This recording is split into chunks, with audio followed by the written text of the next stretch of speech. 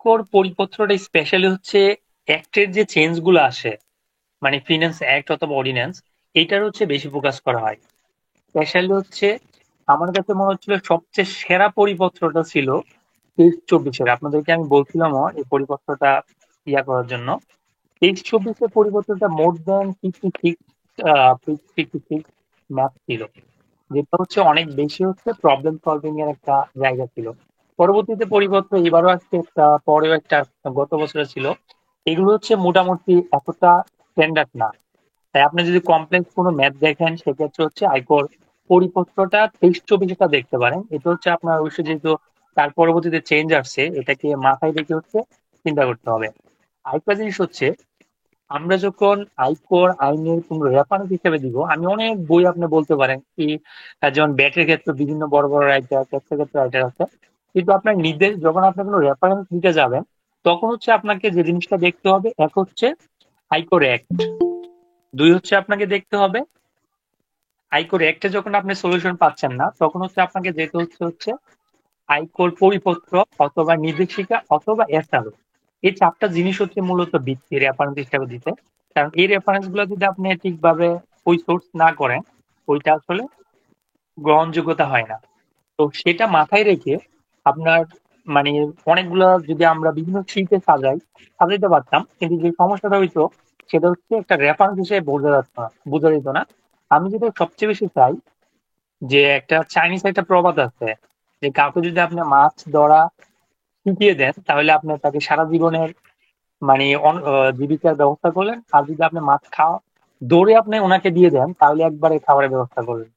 তো এই জিনিসটা কারণ হচ্ছে যে আপনি যখন আইন এবং রেফারেন্স অনুসারে আপনি কাজ করতে পারবেন, যে কোনটা কোথায় আছে, তখন হচ্ছে আপনার এই জিনিসটা খুব বেশি ইফেক্টিভ হবে। যেমন এখানে এই সবচেয়ে বলা যে আয়কর নির্দেশিকাটা সবার জন্য অনেক বেশি সহজ, কিন্তু আসলে এটা অনেক গুরুত্বপূর্ণ একটা রেফারেন্স ব্যবহার করা হয়। কারণ আপনি দেখবেন ব্যক্তি রিটার্নের একটা মেজর অংশ এখানে কাভার করছে। তো সেটা দেখা যায়, আপনি যখন এখান থেকে বুঝবেন, তখন হচ্ছে আপনার, মানে বিষয়টা অনেকটা সহজ হবে। আর আরেকটা জিনিস হচ্ছে, সহজ জিনিসটাকে যখন আপনি কাভার করতে যাবেন, তখন হচ্ছে আপনি এটা একটু ভালোভাবে খেয়াল করে ম্যাচ করে পড়বেন, তখন আপনার যেমন সহজ হয়। এখন যদি বলেন রিটার্ন, রিটার্নটা কাকে বলে বা রিটার্ন জিনিসটা কি, এটা আপনি বলতে পারেন যে রিটার্ন জিনিসটা যদি আমরা বলি যে ট্যাক্সের একটা প্রতি বছর একটা ফাইল করি, এটা আমার রিটার্ন না। এটা যদি আপনি পড়ে থাকেন যে রিটার্নটা আপনি দেখেন বার্ষিক আয় ব্যয় সম্পদ, এই তিনটা জিনিসকে একসাথে করে সংজ্ঞাটা দিচ্ছে।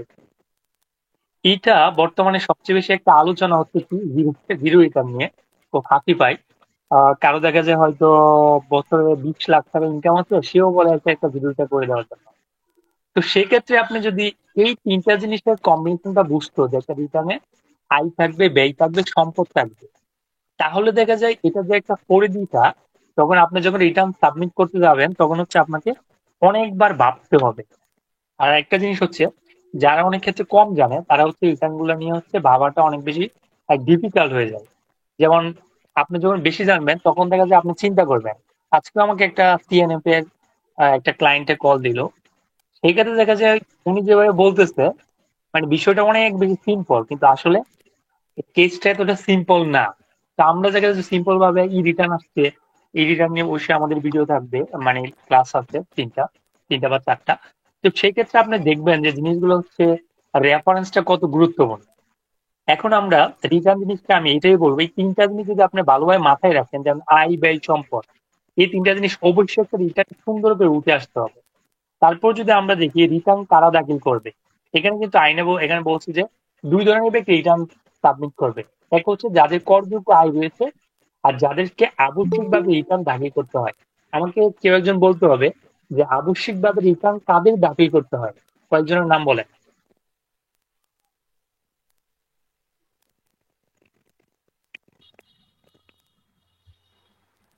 আবশ্যিকভাবে যেমন করতে হয় কোম্পানি শেয়ার হোল্ডারদের, ওনারা ওয়ান কাইন্ড অফ ক্যাটাগরি যাদেরকে আবশ্যিক রিটার্ন দাখিল করতে হয়। আর যারা কোম্পানির ডাইরেক্টর। এছাড়া আপনাদের আরো তো অনেকগুলো আছে, আপনার থেকে আরো যারা দেখা নষ্ট যাবে। করে বেশি দিন নিতে প্রাইভেট চায়, ইউনিভার্সিটি। যারা প্রাইভেট ডাক্তার, জব, ইঞ্জিনিয়ার, যারা আইনজীবী সমাজের সদস্য, চার্টার্ড অ্যাকাউন্টেন্ট।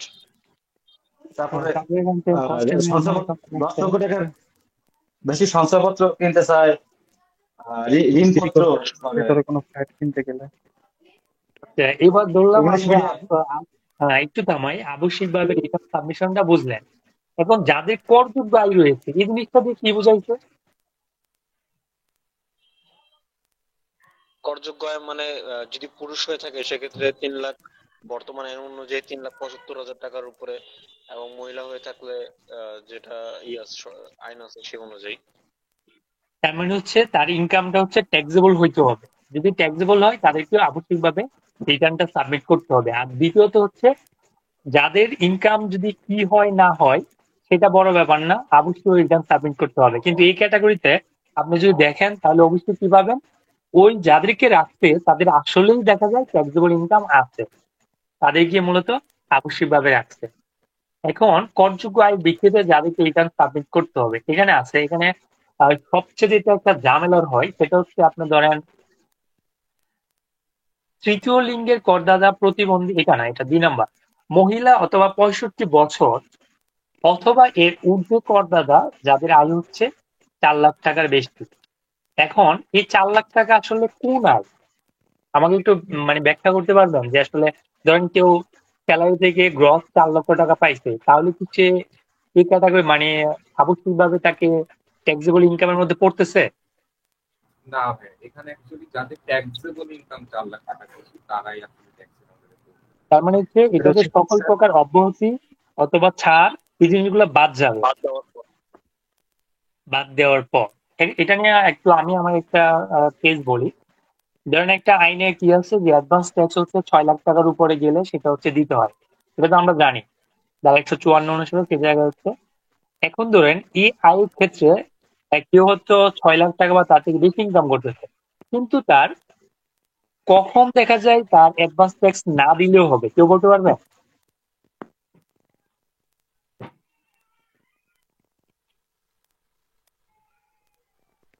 কোনো আইডিয়া? না। এটা বলতে পারার কথা, যেমন ধরেন 6 লাখ টাকার মধ্যে তার টিডিএস আছে অথবা কেআইসি ইনকাম আছে, যেটাকে আমরা টিডিএস বলি। এটা কি হইতে পারে?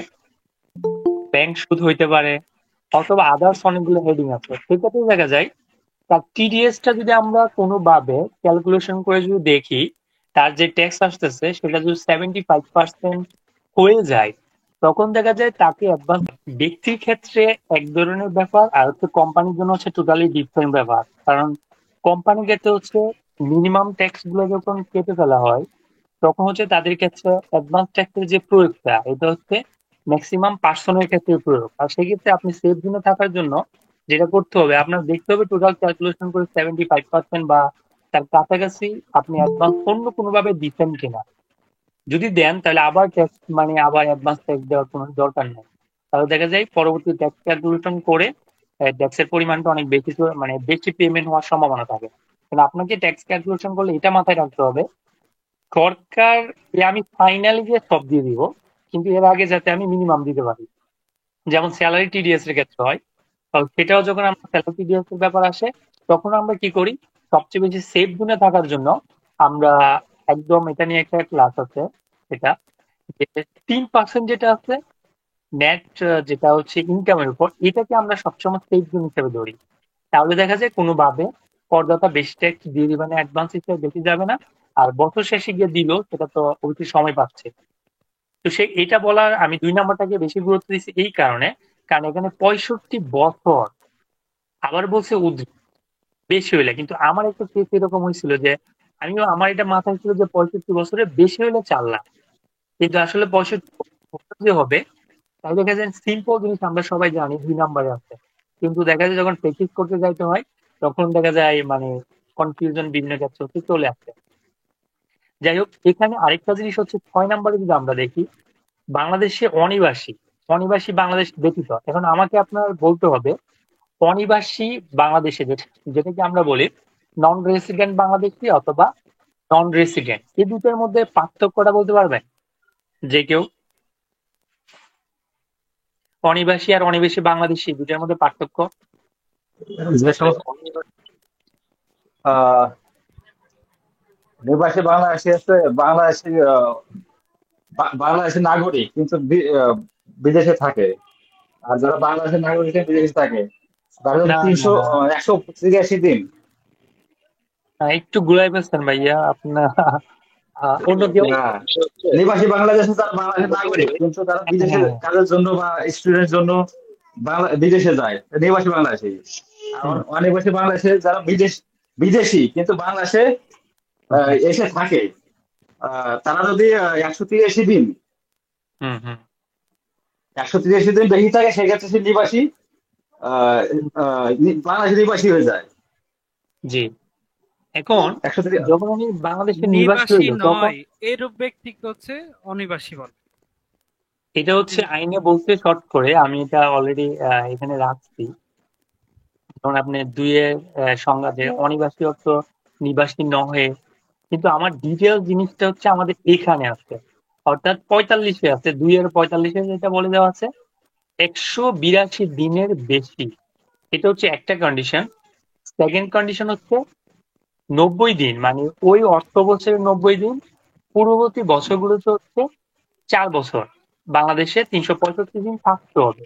এইটা হচ্ছে কন্ডিশন। এখন আমার প্রশ্ন হচ্ছে, যদি ওরা 183 দিন থাকে তাহলে ওদের ট্যাক্স ক্যালকুলেশনটা কিরকম হবে? কেউ একজন বলেন। প্রশ্নটা বুঝিনি আর। ধরেন আমি একটা বাংলাদেশি আপনার কোম্পানিতে, বিদেশি বা আপনার কোম্পানিতে 183 দিন ধরে কাজ করতেছে। এখন যখন আপনি তার ট্যাক্স ফাইলটা করতে যাবেন, তখন বাংলাদেশের সাথে আর হচ্ছে ওই ফাইলটার সাথে পার্থক্য কি হবে? বাংলাদেশে হচ্ছে এখানে আমরা সেলাফ রেট পাবো, আর হচ্ছে 30% দেওয়া যেতে হবে যে বিদেশি। না, এখানে অ্যাকচুয়ালি যেটা হবে, বাংলাদেশ যারা দ্বিতীয় 182 দিন থাকে সেই ক্ষেত্রে হচ্ছে তাদের তাদের শুধুমাত্র বাংলাদেশের যতটুকু ইনকাম ততটুকুই শুধু ক্যালকুলেট হবে।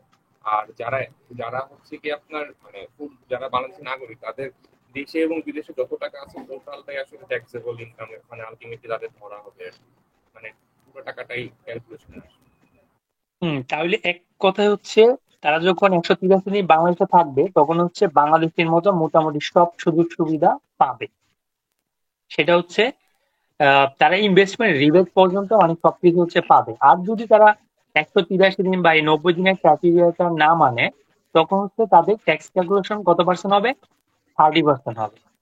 এখন ফরেনারদের যদি তারা কেউ, কি সেলাফ রেট পাবে আমাদের?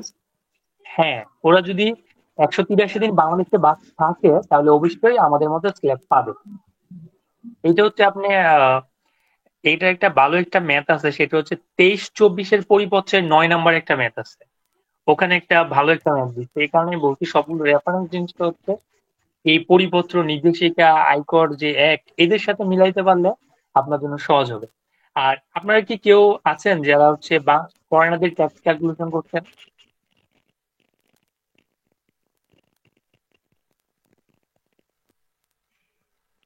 এমন কেউ আছেন যারা আপনারা কোনো বিদেশিদের ট্যাক্স ফাইল করছেন?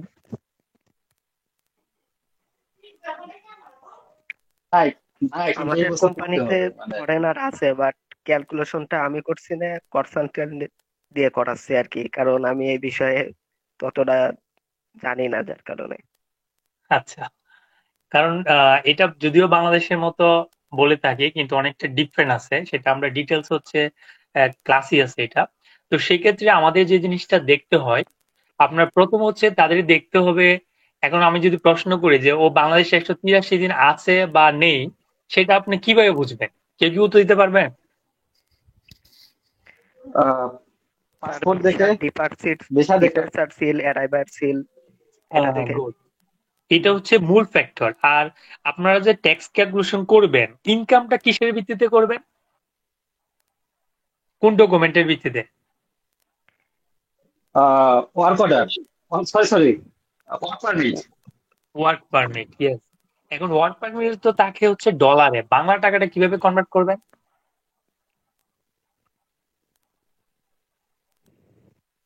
কেন ওখানে আপনি যদি ওয়ার্ক পারমিট দেখেন, আমি দেখাবো ওই ক্লাসে, তো ওখানে তো হচ্ছে ডলার থাকতেছে, এখন আমি বাংলা টাকা, আমাদের তো ট্যাক্স ক্যালকুলেশন করতে হবে বাংলা, তাহলে এটা ডলারটা কিভাবে ধরবো? এটা ব্যাংক যেদিন আমরা ট্রান্সফার করব সেদিনকের ব্যাংক রেট, অথবা আমি জানি যে ট্যাক্স অফিস থেকে একটা রেট দিয়ে দেয় এই বছরের জন্য যে এত করে ধরতে হবে। এই দুইটা যে কোনো একটা হতে পারে। না, ব্যাপারটা এরকম না। আপনি যদি ওদেরকে যদি স্পেশাল হচ্ছে তাদের ক্ষেত্রে ডকুমেন্ট হিসাবে বিডা পারমিশনটাই লাগে। আর দ্বিতীয় হচ্ছে ব্যাংক স্টেটমেন্ট দিলেও সেক্ষেত্রে তো উল্লেখই থাকতেছে কত টাকা ডিপোজিট করছেন, কিন্তু রেটের ব্যাপারে একটু কনসিডারেশনের ব্যাপার থাকে। কারণ আপনি যদি মনে করেন আমি গত একটা রিটার্ন ফাইল করছি 116 টাকা করে, আমাদের একটা ফরেনার, তো তখন হচ্ছে ডলার 122 টাকা রেট। এখন আহ অনেক ডিফারেন্ট না, যেহেতু ওরা বড় অঙ্কের টাকা পয়সা নেই। তো সেই হিসাবে কিন্তু মানে একটা সিস্টেম বা কিছু একটা জিনিস তো থাকতেছে যেটা দিয়ে হচ্ছে ওই জায়গাটা থাকে। সেই হিসাবে আপনাদের হচ্ছে একটা ভালো হচ্ছে একটা মিডল রেঞ্জে ধরা, যে 100, স্পেশালি যদি আপনি কারেন্ট রেঞ্জে ধরেন তাহলে তো অবশ্যই ভালো। কারণ সার্কেল অনেক সময় রিকমেন্ড করে, যেহেতু ওরা বাংলাদেশ থেকে টাকা নিচ্ছে, আপনার সর্বোচ্চ যাতে ট্যাক্স আসে সেটা একটু ধরলে একটু ভালো হয়। তো একটু মিডল রেঞ্জে 122 টাকা থাকলে 120 টাকা ধরতে পারেন, অথবা তার আশেপাশে ধরতে পারেন। তো সেক্ষেত্রে হচ্ছে আপনাদের, অথবা যদি আপনার ব্যাংকে পেমেন্ট করে থাকেন সেটা হচ্ছে ধরতে হবে। যাই হোক, এটা নিয়ে পরে কথা বলবো। এখন পরে হচ্ছে যাদেরকে আবশ্যিকভাবে রিটার্ন দাখিল দিতে হয়, এটা অলরেডি আমাদের বলা হয়ে গেছে। আমি জাস্ট এগুলো থেকে একটু হালকা পাতলা কথা বলে নিচ্ছি। রিটার্ন দাখিলের সময় এটা সম্পর্কে হচ্ছে ধারা আছে 173 আর 174। কেউ কি একটু ব্যাখ্যা করতে পারবেন 173 আর 174 ধারা অনুসারে রিটার্ন সাবমিশনের পার্থক্যটা? 173 আছে নির্দিষ্ট নির্দিষ্ট সময়ের ভিতর যদি রিটার্ন দাখিল করে, 174 আছে নির্দিষ্ট সময় পরে যদি কেউ রিটার্ন দাখিল করে, সেক্ষেত্রে 174 দিতে হবে। এখন তো এটা হবে, কিন্তু পার্থক্যটা কি হবে ট্যাক্স ক্যালকুলেশনের ক্ষেত্রে? 174-এ উনি কিছু সুবিধা নিতে পারবে না। যেমন 173-এ যদি জমা দেই, সেই ক্ষেত্রে যে রিবেট বা ইনভেস্টমেন্টের যে রিবেট গুলো আছে স্বাভাবিকভাবে নেওয়া যায়, কিন্তু 174-এ যখন যাবে এই ফ্যাসিলিটিটা থাকবে না। অন্য আরো সমস্যা? 2% ইন্টারেস্ট দিতে লাগবে। 163 ধারাতে ডিটেলস অনেকটা বলা আছে, যাতে তাদেরকে আবশ্যিকভাবে রিটার্ন সাবমিট করতে হবে কি ওর। তো 74-এর সবচেয়ে যেটা ক্যালকুলেশনটাই কিন্তু দিচ্ছে। 73 আর 74 একটা ফর্মুলা দেওয়া আছে, ওই অনুসারে হচ্ছে ক্যালকুলেশনটা করতে হয়। আর সবচেয়ে যেটা অসুবিধা, যে উনি যে খরচগুলো ছিল এক্সামসে, এই খরচগুলো হচ্ছে ডিজেল হয়ে যাচ্ছে। সেক্ষেত্রে দেখা যায় কোথাও কোথাও 4 গুণ, 5 গুণ, 10 গুণ তার থেকে বেশিও ট্যাক্স আসতে পারে। তো সর্বোচ্চ হচ্ছে 173 দ্বারা দেওয়াতে আমাদের সুবিধা হচ্ছে এটা। আরেকটা অসুবিধা হচ্ছে নির্দিষ্ট সময়ের শেষে অর্থাৎ 74 দ্বারা কিন্তু আবার এটা সাধারণ রিটার্ন হিসাবে গণ্য হবে 175 দ্বারাতে। তো সেই ক্ষেত্রে সাধারণ রিটার্ন আর হচ্ছে নর্মাল রিটার্ন, যেটা আমরা এখন সেলফে রিটার্ন দিই, এই দুটার পার্থক্য কেউ বলতে পারবে? অ্যাসেসমেন্টটা কিরকম হবে?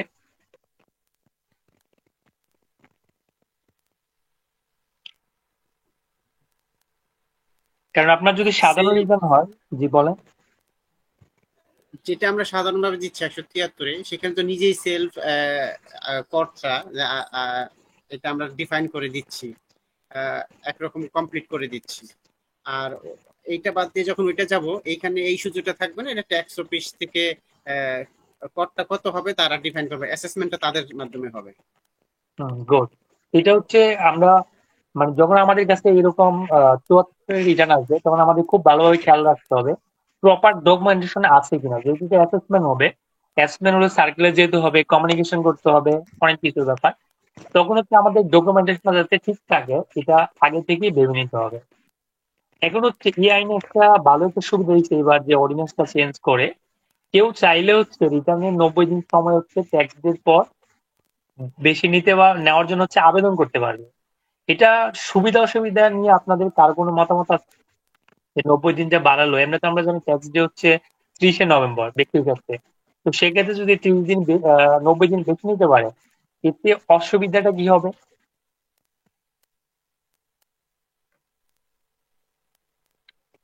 কারো কোনো আইডিয়া?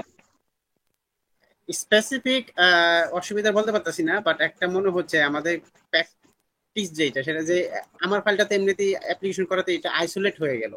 তো ট্যাক্স অফিস এটা একটু দৃষ্টিটা বেশিই দিবে, যে উনি পারে নাই নির্দিষ্ট টাইমে দিতে, 3 মাস সময় বেশি নিছে, তাহলে এইখানে একটু দৃষ্টি দেওয়া প্রয়োজন। এইটা একটা বড় অসুবিধা, এটা আসতে পারে। হ্যাঁ, এটা আপনি একটা ভালো পয়েন্ট বলছেন। কিন্তু আমার কাছে যেটা মনে হয়, আপনি যখন প্র্যাকটিস করতে যাবেন, বড় বড় ফাইল যখন থাকবে, ধরেন এটা ট্যাক্স আসছে 50 লাখ 60 লাখ, ওরা কি করবে 90 দিন সময় নিয়ে এই 90তম দিনটাকে ট্যাক্স দিয়ে ধরে ওই দিন রিটার্ন সাবমিশন করতে বলবে। তো সেক্ষেত্রে আপনাদের যদি ওরকম ফাইল থাকে, তাহলে বোঝা যাবে যে কষ্ট আছে আছে কাকে বলে। আচ্ছা, এটা আমরা বলে ফেলছি অলরেডি, পদ্ধতি নিয়ে আমাদের বলার কিছু নাই। রিটার্ন দাখিলের যে একটা পরিবর্তন আসছে, এটা সবচেয়ে বেশি হচ্ছে কোম্পানির ক্ষেত্রে, যেটা আমরা দেখতে পাচ্ছি। এটা আবার পরবর্তীতেও চেঞ্জ করছিল, এটা নিয়ে আমরা মোটামুটি বলবো না। এখন হচ্ছে এটা নিয়ে একটু আমার বলার আছে, রিটার্ন দাখিল না করলে কি হয়।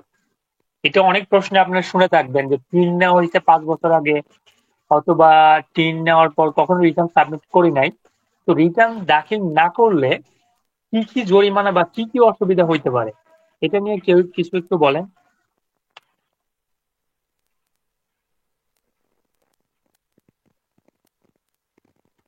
কারো কোনো মতামত বা সমালোচনা, যে আমি টিন নিলাম 10 বছর আগে, আমি রিটার্ন দেই নাই, এটা কি হবে বা কি হয়েছে?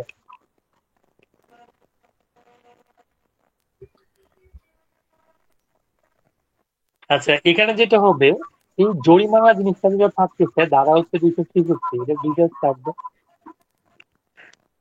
তার থেকে সাউন্ড আসতেছে, একটু মিউট করে ফেলে ভালো হয়।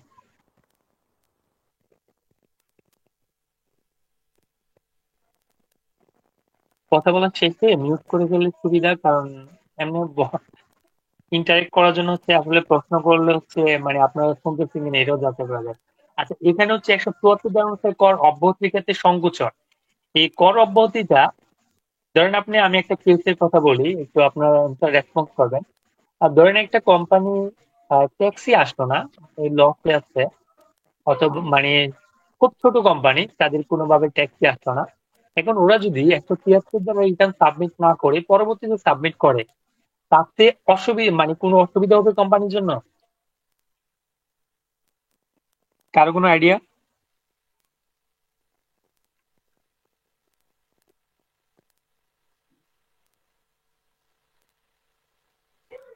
আচ্ছা ভাইয়া, ওই 174 দ্বারা যখন আমরা রিটার্ন সাবমিশন করব, তখন আমরা তো কর অব্যাহতি গুলা পাবো না, না, এক্সাম্পশন গুলা পাবো না।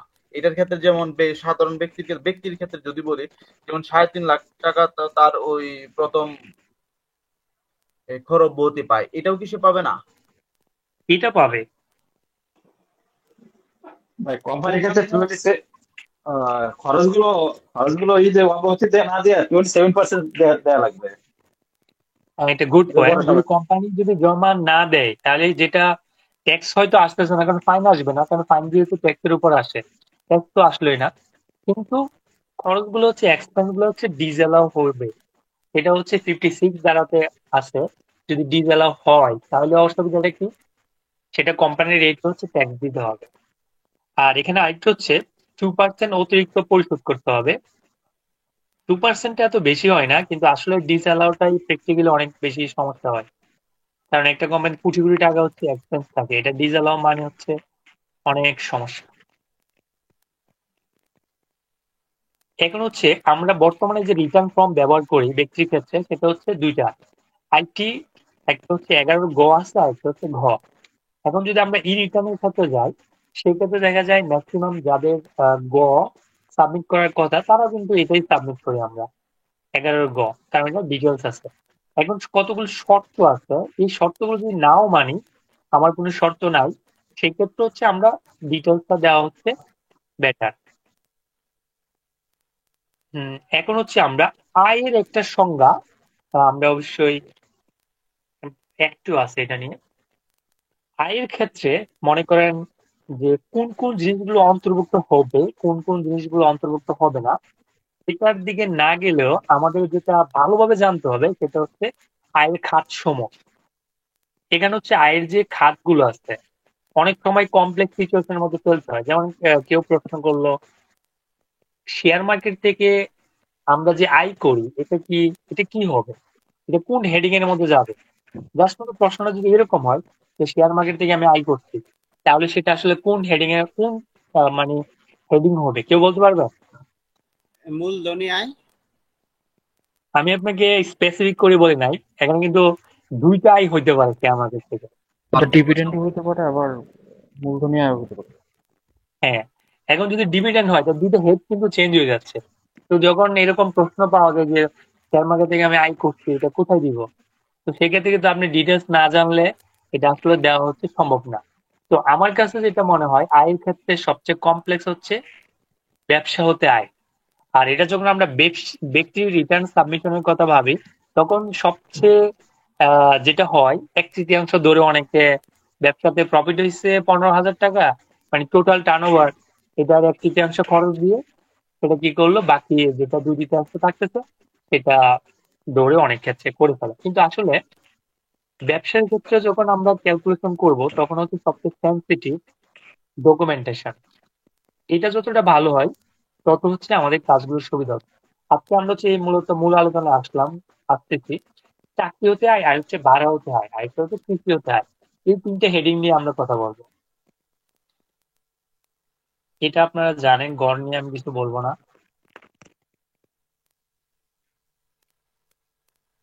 আচ্ছা, এখানে আরেকটা টপিক আসছে, কর যেটা আমরা রিফান্ড, রিফান্ডের ব্যাপার হচ্ছে, মানে কেউ ডিটেলস বলতে পারবেন রিফান্ডটা কখন করা যেতে পারে?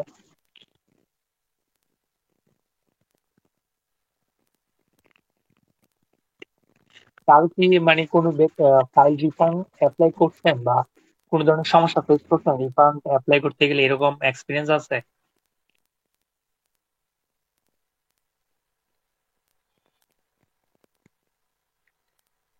এখন ধরেন আমি যদি বলি রিফান্ডের ক্ষেত্রে সবচেয়ে যে সকল কোম্পানি হচ্ছে ইম্পোর্ট করে র মেটেরিয়াল স্পেশালি, তো তাদের ক্ষেত্রে তো একটা এআইটি দিতে হয় ইম্পোর্ট স্পেসে। এআইটির পরিমাণটা কত পার্সেন্ট কেউ বলতে পারবেন?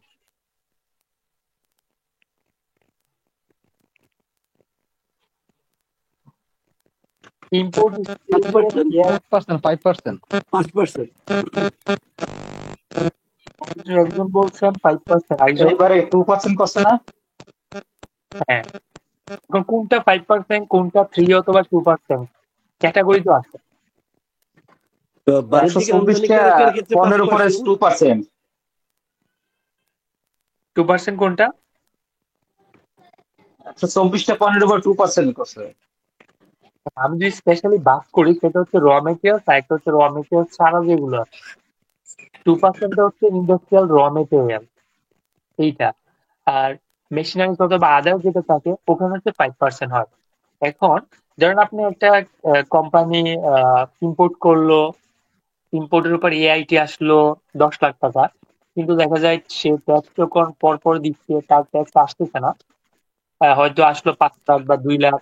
এখন দেখা যায় এটা কয়েক বছর ফরওয়ার্ড হচ্ছে, মানে রিফান্ডটা যখন কয়েক বছর হচ্ছে 5-10 বছর, দেখা যায় 1 কোটির মতো একটা শুধু এআইটির একটা ব্যাপার আসলো যে অ্যাডভান্স ট্যাক্স মানে হয়ে গেছে।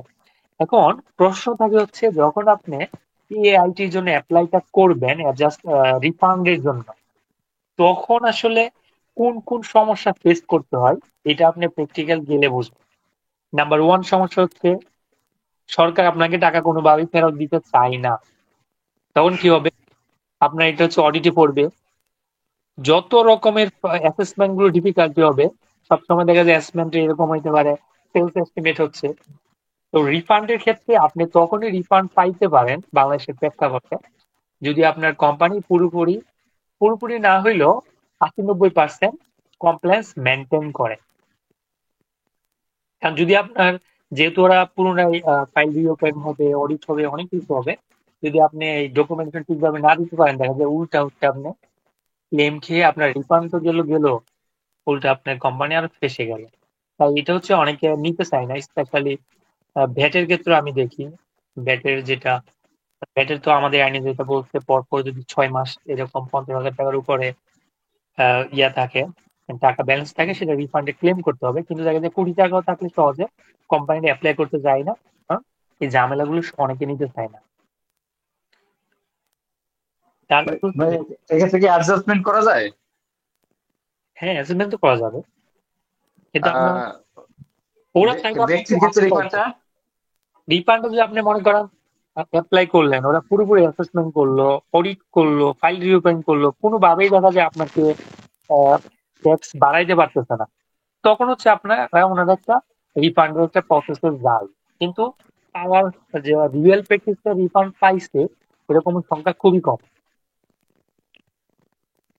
আইনের ব্যক্তির অনেক ক্ষেত্রে রিফান্ড ব্যক্তির ক্ষেত্রে তো রিফান্ড তেমন মানে সুযোগ নাই, কারণ ব্যক্তির স্পেশালিটা রিফান্ড কোম্পানির ক্ষেত্রেই বেশি আছে। আচ্ছা, আমরা হচ্ছে পরবর্তীতে যেটা আমরা মূল হেডে চলে যাব, চাকরি হতে আয়ের যে কয়েকটা জিনিস নিয়ে আমি বলবো, সেটা আপনাদের হয়তো মানে আইডিয়া আছে, ভালো আইডিয়া থাকবে। আচ্ছা, এর আগে আরেকটা জিনিস পাইছি গুরুত্বপূর্ণ, রিটার্ন প্রসেস। রিটার্ন প্রসেস জিনিসটা কি কেউ বলতে পারবে? আপনি যখন একটা রিটার্ন দিচ্ছেন তখন একটা প্রসেস কিভাবে শেষ হয়?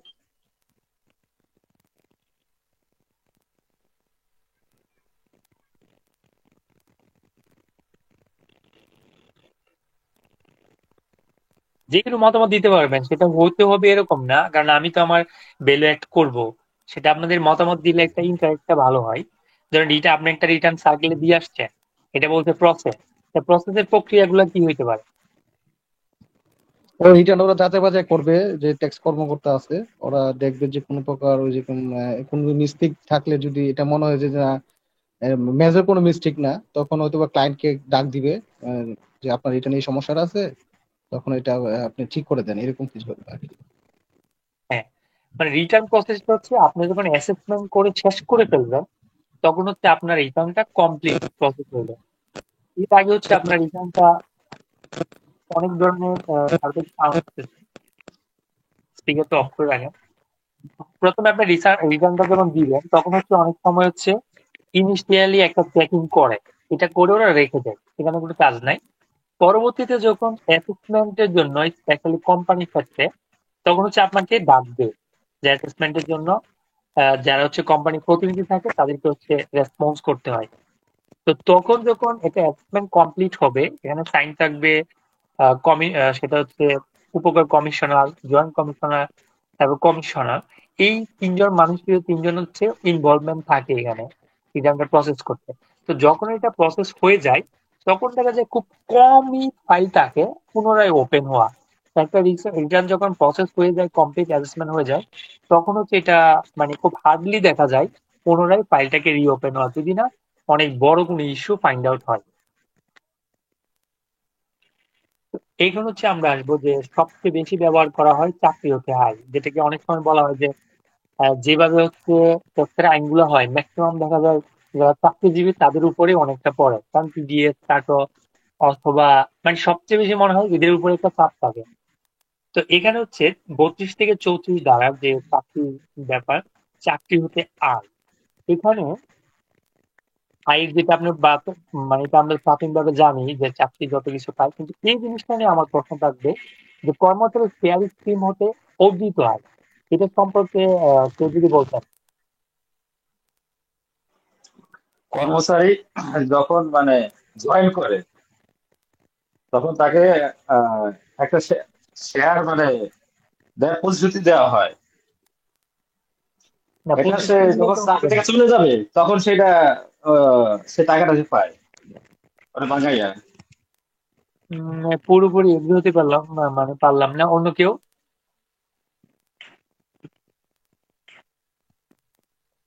আমি যতদূর জানি এটা হচ্ছে মানে কোম্পানি যখন অনেকদিন, যখন কোনো কর্মচারী অনেকদিন কাজ করে তখন কোম্পানির কিছু শেয়ার যখন হচ্ছে গিয়ে তখন কর্মচারীকে দেয়, তো সেই শেয়ার বিক্রি করে যেই টাকা এটা একটু বেশি বেশি পায়, সেটাই হচ্ছে গিয়ে আপনার কর্মচারীর শেয়ার স্কিম মতো দিতে হয়। আচ্ছা, এটা একটু মানে এখানে গেলে আপনারা বুঝবেন। আমি কি বলবো, তারপর আমরা ফিরে আসবো। এইখানে আছে এটা কর্মচারী শেয়ার স্কিমে অর্জিত আয়। এটা হচ্ছে দুইটা সিস্টেম আছে, দুইভাবে হইতে পারে। একটা এখানে কি বলছে, কোন কর্মচারী শেয়ার স্কিমের অধীন শেয়ার প্রাপ্ত হলে, এখন শেয়ারটা ম্যাক্সিমাম এটা এরকম হয়, ধরেন হচ্ছে একজন সিইও ভালো পারফরমেন্স করতেছে, তাকে হয়তো একটা শেয়ার বললো যে কোম্পানির এত পার্সেন্ট বা 500 বা 1000 শেয়ার তাদের মানে পারফরমেন্স হিসাবে দিয়ে দেওয়া হলো। তো দেখা যায় বিভিন্ন ভাবে হচ্ছে শেয়ার গুলো পাইতে হয়, কিন্তু কিভাবে পাইলো কি হইলো এটা থেকে আমাদের গুরুত্বপূর্ণ হচ্ছে আমরা চাকরি হচ্ছে আয়টা কিভাবে ক্যালকুলেশন করব। এক নাম্বার কথা হচ্ছে প্রাপ্তির তারিখে শেয়ারের ন্যায্য বাজার মূল্য, আর এটা হচ্ছে শেয়ার অর্জনের ব্যয়। এখন আমাদের প্রশ্ন হচ্ছে শেয়ার মার্কেট সম্পর্কে যারা হচ্ছে রিলেটেড তারা জানে যে এখানে হচ্ছে শেষ নাই। অর্থাৎ এখানে যেটা বলছে প্রাপ্তির তারিখে শেয়ারের ন্যায্য বাজার মূল্য, সেটা হয়তো 500 টাকা ছিল, আমি হয়তো অর্জন মূল্য হিসাবে 20 টাকা দিলাম অথবা দিলাম না, সেক্ষেত্রে আমার 80 টাকা লাভ হইলো। এখন এই শেয়ারের টা তো দেখা যায় পরের দিন গিয়ে আরো অনেক বেশি মানে দাম, সেটা 150 টাকা চলে আসতে পারে। তো এটা আমার কাছে মনে হয় অনেকটা রিস্কি একটা জায়গা, যে জায়গার উপর ট্যাক্স পেয়েদের মানে ট্যাক্স দিতে হয়, বা তাদের হচ্ছে একটা ইনকাম হয়, ট্যাক্স মানে সেটা স্যালারি ইনকাম হিসেবে কাউন্ট করা হয়। তো এখানে হচ্ছে ক প্লাস খ নিয়মে যেটা হচ্ছে, মানে সে যে শেয়ারটা পাইলো আমাদের দেখতে হবে ন্যায্য বাজার মূল্য আর সে যত টাকা খরচ করছে তার যে পার্থক্য, এটার উপর হচ্ছে আমাদের স্যালারি ইনকাম হিসেবে কাউন্ট হবে। দ্বিতীয় হচ্ছে সে যদি শেয়ার গুলো নিল না, আমরা এখানে আবার একটা পদ্ধতি দেখবো, শেয়ার অর্জনের অধিকার বা সুযোগ বিক্রি হস্তান্তর। সে মনে করলো শেয়ার মার্কেট খুবই রিস্কি, আমি শেয়ারটা নিলাম না বা এই অংশটা কমে যেতে পারে, অন্য একজন রিস্ক যে পছন্দ করে সে এটা নেওয়ার চেষ্টা করলো। তো সে নিলে তার কাছ থেকে তো একটা টাকা পাবে, তাহলে এইটা আর তাতে বিয়োগ যাচ্ছে হচ্ছে শেয়ার অর্জনের অধিকার বা সুযোগ দেয়। সে যত টাকা দিয়ে কিনলো আর আরেকজনের কাছ থেকে হস্তান্তর করে যত টাকা পাইলো, এটার পার্থক্য হচ্ছে সেটা শেয়ার স্কিমের যে আয়টা হয় সেটা হচ্ছে দিতে হবে কোথায়, শেয়ার মানে তার কি বলে, চাকরিতে আয়েরই অংশ হবে। এখন লাস্টের তো হ্যাঁ, লাস্টেরটা আরেকবার একটু বলবেন কি এটা একটু আচ্ছা আমি একটু সামারাইজ করি, সেটা হচ্ছে প্রথমত হচ্ছে যখন শেয়ারটা পাবে তখন হচ্ছে আমাদের দেখতে হবে এই শেয়ারটা সে রাখতেছে কিনা। যদি সে রাখে তখন হচ্ছে আমাদের বাজার মূল্য নির্ণয় করতে হবে। বাজার মূল্য দেখতে হবে বর্তমানে যেদিন সে শেয়ারটা পাইছে তার ন্যায্য বাজার মূল্য কত, আর সে এর পিছনে কত টাকা খরচ করছে। এই দুইটা বিয়োগ করলে বাকি যে টাকা মানে যে মধ্যবর্তী টাকাটা হবে, এইটা হচ্ছে শেয়ার বাবদ তার হচ্ছে আয়, মানে যেটা আমরা দেখাবো হচ্ছে স্যালারি ইনকাম হিসাবে। দ্বিতীয়ত হচ্ছে সে শেয়ারটা নিজে না নিয়ে ভাইয়া অন্য যদি একটু সরি, ভাইয়া একটু ইন্টারাপ্ট করলাম ভাইয়া, মানে এখানে একটু যদি একটু বলতেন এই যে খরচ বলতে তার কি কি খরচ, এটার ভিতরে কি কি থাকতে পারে একটু যদি বলতেন তাহলে একটু একই বুঝতে তার মানে একটু। পার্থক্য মূল্য থাকতে পারে। মনে করেন আপনাকে বললো যে আমরা বাড়ি ভাড়ার ক্ষেত্রে এরকম দেখি, অ্যাকোমোডেশন কোম্পানি বলতে পারে পুরোটা দিয়ে দিলাম, কোনো টাকা দিতে হবে না, আবার বলে আপনি এখানে থাকেন আমাকে প্রতি মাসে এটা ভাড়া যদিও 20,000 টাকা আমাকে 5,000 টাকা দিতে হবে। তার এটা কি হলো, কম্পেনসেশন হইলো যে 15,000 টাকা হচ্ছে তার মূলত বেনিফিট পাচ্ছে। তো এমন হয় যে 1,000 টাকা করে শেয়ার আছে, যেমন যদি আমরা ধরি অনেকগুলো শেয়ার আছে এরকম, স্পেশালি 2-4টা শেয়ার আছে 2,000 টাকার উপরে ক্যাটাগরি। তো দেখা যায় আপনাকে বললো যে 2,000 টাকা মার্কেট ভ্যালু আছে, এরকম শেয়ারটা আপনাকে দেওয়া হচ্ছে, এটার জন্য আপনার আমাকে 100 টাকা করে কোম্পানিকে দিতে হবে। কেন কোম্পানি নিবে, কারণ হয়তো দেখা যায় শেয়ারের ফেস ভ্যালু ছিল 100 টাকা, সে চাচ্ছে এই 100 টাকাটা মানে ফেস ভ্যালুটা অ্যাটলিস্ট নিয়ে নিতে। তাহলে দেখা যায় আপনার গেইনটা আসতেছে কত, 100 টাকা যদি আমরা 10 টাকা দিয়ে দেয় মানে 90 টাকা। আরেকটা হতে পারে শেয়ার যে আপনি ট্রান্সফার করবেন এর জন্য একটা ব্রোকারেজ ফি আছে, অথবা ব্যাংকের কোনো ফি থাকতে পারে যেটা হচ্ছে থার্ড পার্টি সার্ভিস দেয়, স্পেশালি ব্রোকার হাউস হয় অথবা ইনভেস্টমেন্ট অনেক কর্পোরেশন থাকে। তো এই সকল খরচগুলো আপনি বাদ দিবেন, মানে আপনার যত ধরনের খরচ হয় এর পিছনে সবটা বাদ দিয়ে আপনার নির্ণয় করতে হবে যাতে খরচের উপর কোনোভাবে আয় না হয়ে যায়। আশা করি বুঝতে পারছেন। ভাইয়া জি খরচ নিয়ে যেটা একটা কোশ্চেন আছে, এখানে কি আমাদের কোনো সাপোর্টিং ডকুমেন্টস প্রয়োজন আছে কিনা খরচের লেভেলসটা? হ্যাঁ, সাপোর্টিং ডকুমেন্ট অবশ্যই লাগবে, কারণ আপনি সাপোর্টিং ডকুমেন্ট ছাড়া স্পেশালি আসলে পারফেক্ট ওয়েতে কোনো কাজ করা মানে বোঝায় না একদমই, কারণ আপনার সাপোর্টিং ডকুমেন্ট অবশ্যই লাগবে। আহ, আমার এখানে এক্সপেন্সের এগেনস্টে সাপোর্টিং ডকুমেন্টস কি ধরনের হতে পারে, যে উনি ফেস ভ্যালু 100 টাকা আগে ছিল, কোম্পানি বললো যে ঠিক আছে আপনি আমাকে 100 টাকা করে দিবেন, তাহলে এই যে 100 টাকা করে যে তাকে দেওয়া হবে কোম্পানিকে, সেক্ষেত্রে এটা সাপোর্টিং ডকুমেন্টস এটা কি কোম্পানি বা প্রোভাইড করে, বা এটা কি আদৌ কি প্রোভাইড? হ্যাঁ, এটা প্রোভাইড করবে। যদি আপনি টাকা পেমেন্ট করেন তো অবশ্যই আপনি টাকা ক্যাশে দিবেন না, ব্যাংকে দিবেন। সেই হিসেবে আপনার পার্চেস ভ্যালুটা চলে আসতেছে। আপনি যদি ব্রোকার হাউস দেন তারও থার্ড পার্টি হয়ে আপনার টাকা নিচ্ছে, ওরও আপনার একটা ডকুমেন্ট থাকবে বা পোর্টফোলিওতে থাকবে। মানে এটা ইজিলি প্রুভ করা যায় যদি না ক্যাশ লেনদেন হয়। স্যার আমার একটা কোশ্চেন ছিল, করব কি? হ্যাঁ হ্যাঁ, আপনি প্রশ্ন করেন। স্যার একজন ব্যক্তির টিন আছে, বাট তার 3,75,000 টাকা পূর্ণ হয় না তার ইনকাম, তাহলে কি হুম, তার রিটার্ন জমা দেওয়া লাগবে? হ্যাঁ, আপনি জিরো রিটার্ন জমা দিয়ে দিবেন। টিন থাকতে হচ্ছে, আপনি যদি টিনটা করেন সেক্ষেত্রে দেখা যায় আপনি নিজেই স্বীকৃতি দিচ্ছেন। আপনি যদি টিনটা প্রথমে করতে যান যে আপনার রিটার্নটা সাবমিট বা ট্যাক্সেবল ইনকাম আছে বলে আপনি রিটার্নটা মানে টিনটা নিচ্ছেন, তো সেক্ষেত্রে যদি আপনার ট্যাক্সেবল ইনকাম না থাকে সেক্ষেত্রে সমস্যা নেই, একটা জিরো রিটার্ন অবশ্যই আপনাকে দিতে হবে। আচ্ছা, যারা জয়েনিং আছে 13 জন, তাদের কোনো প্রশ্ন থাকলে করতে পারেন, ওনারা বাকি জন আসার আগে। একজন ফরেনার 25শে এপ্রিল আর কি কোম্পানিতে জয়েন করছে, এই 3 মাস মানে জুন দিনে 3 মাস হচ্ছে, তার কি হ্যাঁ, 30% করে ট্যাক্স দেওয়া লাগবে? জি, ওর হচ্ছে 30% হিসেবে হচ্ছে আপনি ট্যাক্স দিবেন। আর হচ্ছে আহ, পরবর্তীতে যদি, যেহেতু আবার দুইবার অনেক সময় যেহেতু ওনাকে এই ইনকাম ইয়ার হচ্ছে 3 মাস পড়তেছে, অথবা আমি এরকম একটা রিটার্ন দিচ্ছি মাত্র 13 দিন না 14 দিন পড়ছে, সেটাও রিটার্ন দিতে হচ্ছে। কারণ ফরেনারদের ক্ষেত্রে আপনাদের সিনসিয়ার থাকতে হবে, কারণ এটা কমপ্লায়েন্স যদি না করা হয় সেক্ষেত্রে কিন্তু ফাইন একটু অনেক বেশি কোম্পানির উপর যাবে। সেক্ষেত্রে অবশ্যই আপনি রিটার্ন দিয়ে দিবেন। 30% যত টাকা আসে তত টাকা ট্যাক্স দিয়ে দিবেন।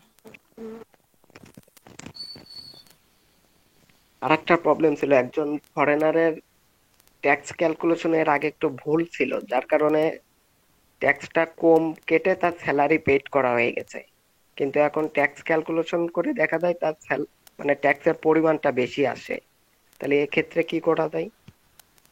মানে ট্যাক্স পে হয়ে গেছে মানে টিডিএস এর কথা বলতেছেন? মানে মানে এর আগে ট্যাক্স ক্যালকুলেশন একটু ভুল ছিল, যার কারণে মানে তার কিছু ট্যাক্স পেড করা, টিডিএস পেড করা হয়েছে, আর বাকিটা আর কি বকেয়া থেকে গেছে, কিন্তু তার স্যালারি সম্পূর্ণ আর কি পেড করা হয়ে গেছে, স্যালারি থেকে ট্যাক্স কাটা হয়নি। ট্যাক্স কাটা বলতে আমরা টিডিএস কে বুঝি, মানে আপনি কি হ্যাঁ, টিডিএস টিডিএস। কথা বলতে চান? সমস্যা নাই, হ্যাঁ, আপনি টিডিএস। টিডিএস না কাটলে কোনো সমস্যা নাই। আপনি হচ্ছে যখন স্যালারি হ্যাঁ দিব, হ্যাঁ দিয়ে কথা বলবো। ট্যাক্সটা দিবেন, মানে যখন রিটার্ন সাবমিট করবেন তখন হচ্ছে যত টাকা ট্যাক্স আছে সেটা দিয়ে দিবেন। তারপর অন্য কোন প্রশ্ন কারো? ভাই, হ্যালো জি বলেন। ভাই, মিনিমাম ট্যাক্স হলে কি এটা পার মান্থে দেয়া যাবে? মানে 5,000 টাকা যদি মিনিমাম ট্যাক্স আসে সেটা কি না বারো না না না না, কোনো দরকার নাই।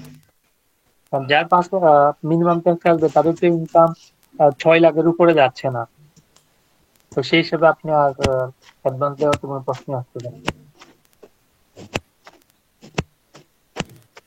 তারপর কোনো প্রশ্ন? বিষয়টা যদি প্র্যাকটিক্যাল কেস দিয়ে বুঝিয়ে দিবেন তাহলে ভালো। যারা প্র্যাকটিক্যাল নতুন টেস্টে থাকবে, পুরো মাত্র আজকে বিগিনিং 4টা ক্লাস তো বললাম, থিওরিটিক্যাল থাকতেছে। সব তো আমি এক্সেল ক্যালকুলেশন দেখাবো, আপনি যদি কোর্সের আউটলাইনটা দেখেন সবগুলোই থাকবে। আজকের ক্লাসটা হয়তো বোরিং লাগতে পারে, কিন্তু প্র্যাকটিক্যাল ক্লাস যখন শুরু করবে ইনশাল্লাহ তখন হচ্ছে বোরিং হবেন না, আমি বিশ্বাস করি। ভাই আসসালামু আলাইকুম। হ্যাঁ ভাই বলেন। আসসালাম। ভাই, আমরা একদম নতুন, অনেকগুলো বুঝতেছি না, তো মাত্র দিয়ে যাচ্ছে সবকিছু। কারণ এখানে যেটা হচ্ছে, কেউ আমি যতটুকু কথা বলে দেখছি অনেকেও অনেকজন কাজ আছে। করো দেখেন। হ্যাঁ, সেই ক্ষেত্রে যারা হচ্ছে নতুন, আমি একদম কি নতুন বলবো, ভাইয়া, মানে বিষয়গুলো যারা একটু নতুন মানে তাদের বলবো হ্যাঁ, আমি আমি একটু বলি, শেষ করি। যারা একদম নতুন তাদের উদ্দেশ্যে বলি, আপনার যে বিষয়গুলো ক্লাসে আলোচনা করা হয়, আপনার যদি কোনোটা বাদও চলে যায়, তাতেও আপনারা যে কাজটা করবেন, আপনারা আবার প্র্যাকটিস করবেন। করে যেটা সমস্যা হয় সেগুলো অবশ্যই আপনারা গ্রুপের মধ্যে ডিসকাশন, মানে গ্রুপে দিবেন, অথবা আমাকে পার্সোনালি আপনি আমাকে যেটা না বুঝেন সেটা দিয়ে নক দিতে পারেন, কোনো সমস্যা নেই। কিন্তু আপনি এখন আজকে 4টা ক্লাস যেটা একটু ফাস্ট গেলেও দেখা যায়, সামনে গুলো যখন প্র্যাকটিক্যালি যাব তখন সমস্যাগুলো ফেস করবেন না, অনেক সলিউশন হয়ে যাবে আশা করি। একটু ধৈর্য ধরে, যেমন আমি আজকে 38 পৃষ্ঠা পর্যন্ত যাবো, এখন কতটুকু আছি, আর অনেক দূরে আছে, আরো দেখা যায় প্রায় 18 দোকান সবচেয়ে। তো সেই হিসাবে আপনার 38টা পৃষ্ঠা পরবর্তী ক্লাসের আগে অবশ্যই যে ভালো করে পড়ে ফেলতে হবে। তারপর কোথাও সমস্যা থাকলে আমাকে অবশ্যই জানাবেন, ঠিক আছে?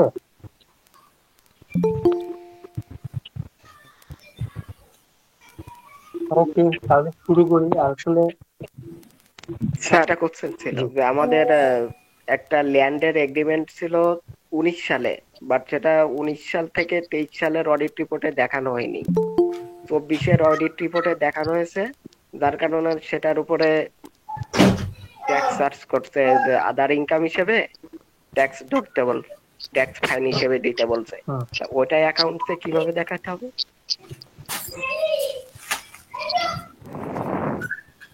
মিউট করতে যার থেকে সাউন্ড আসতেছে, তো আবার বলবেন কষ্ট করে।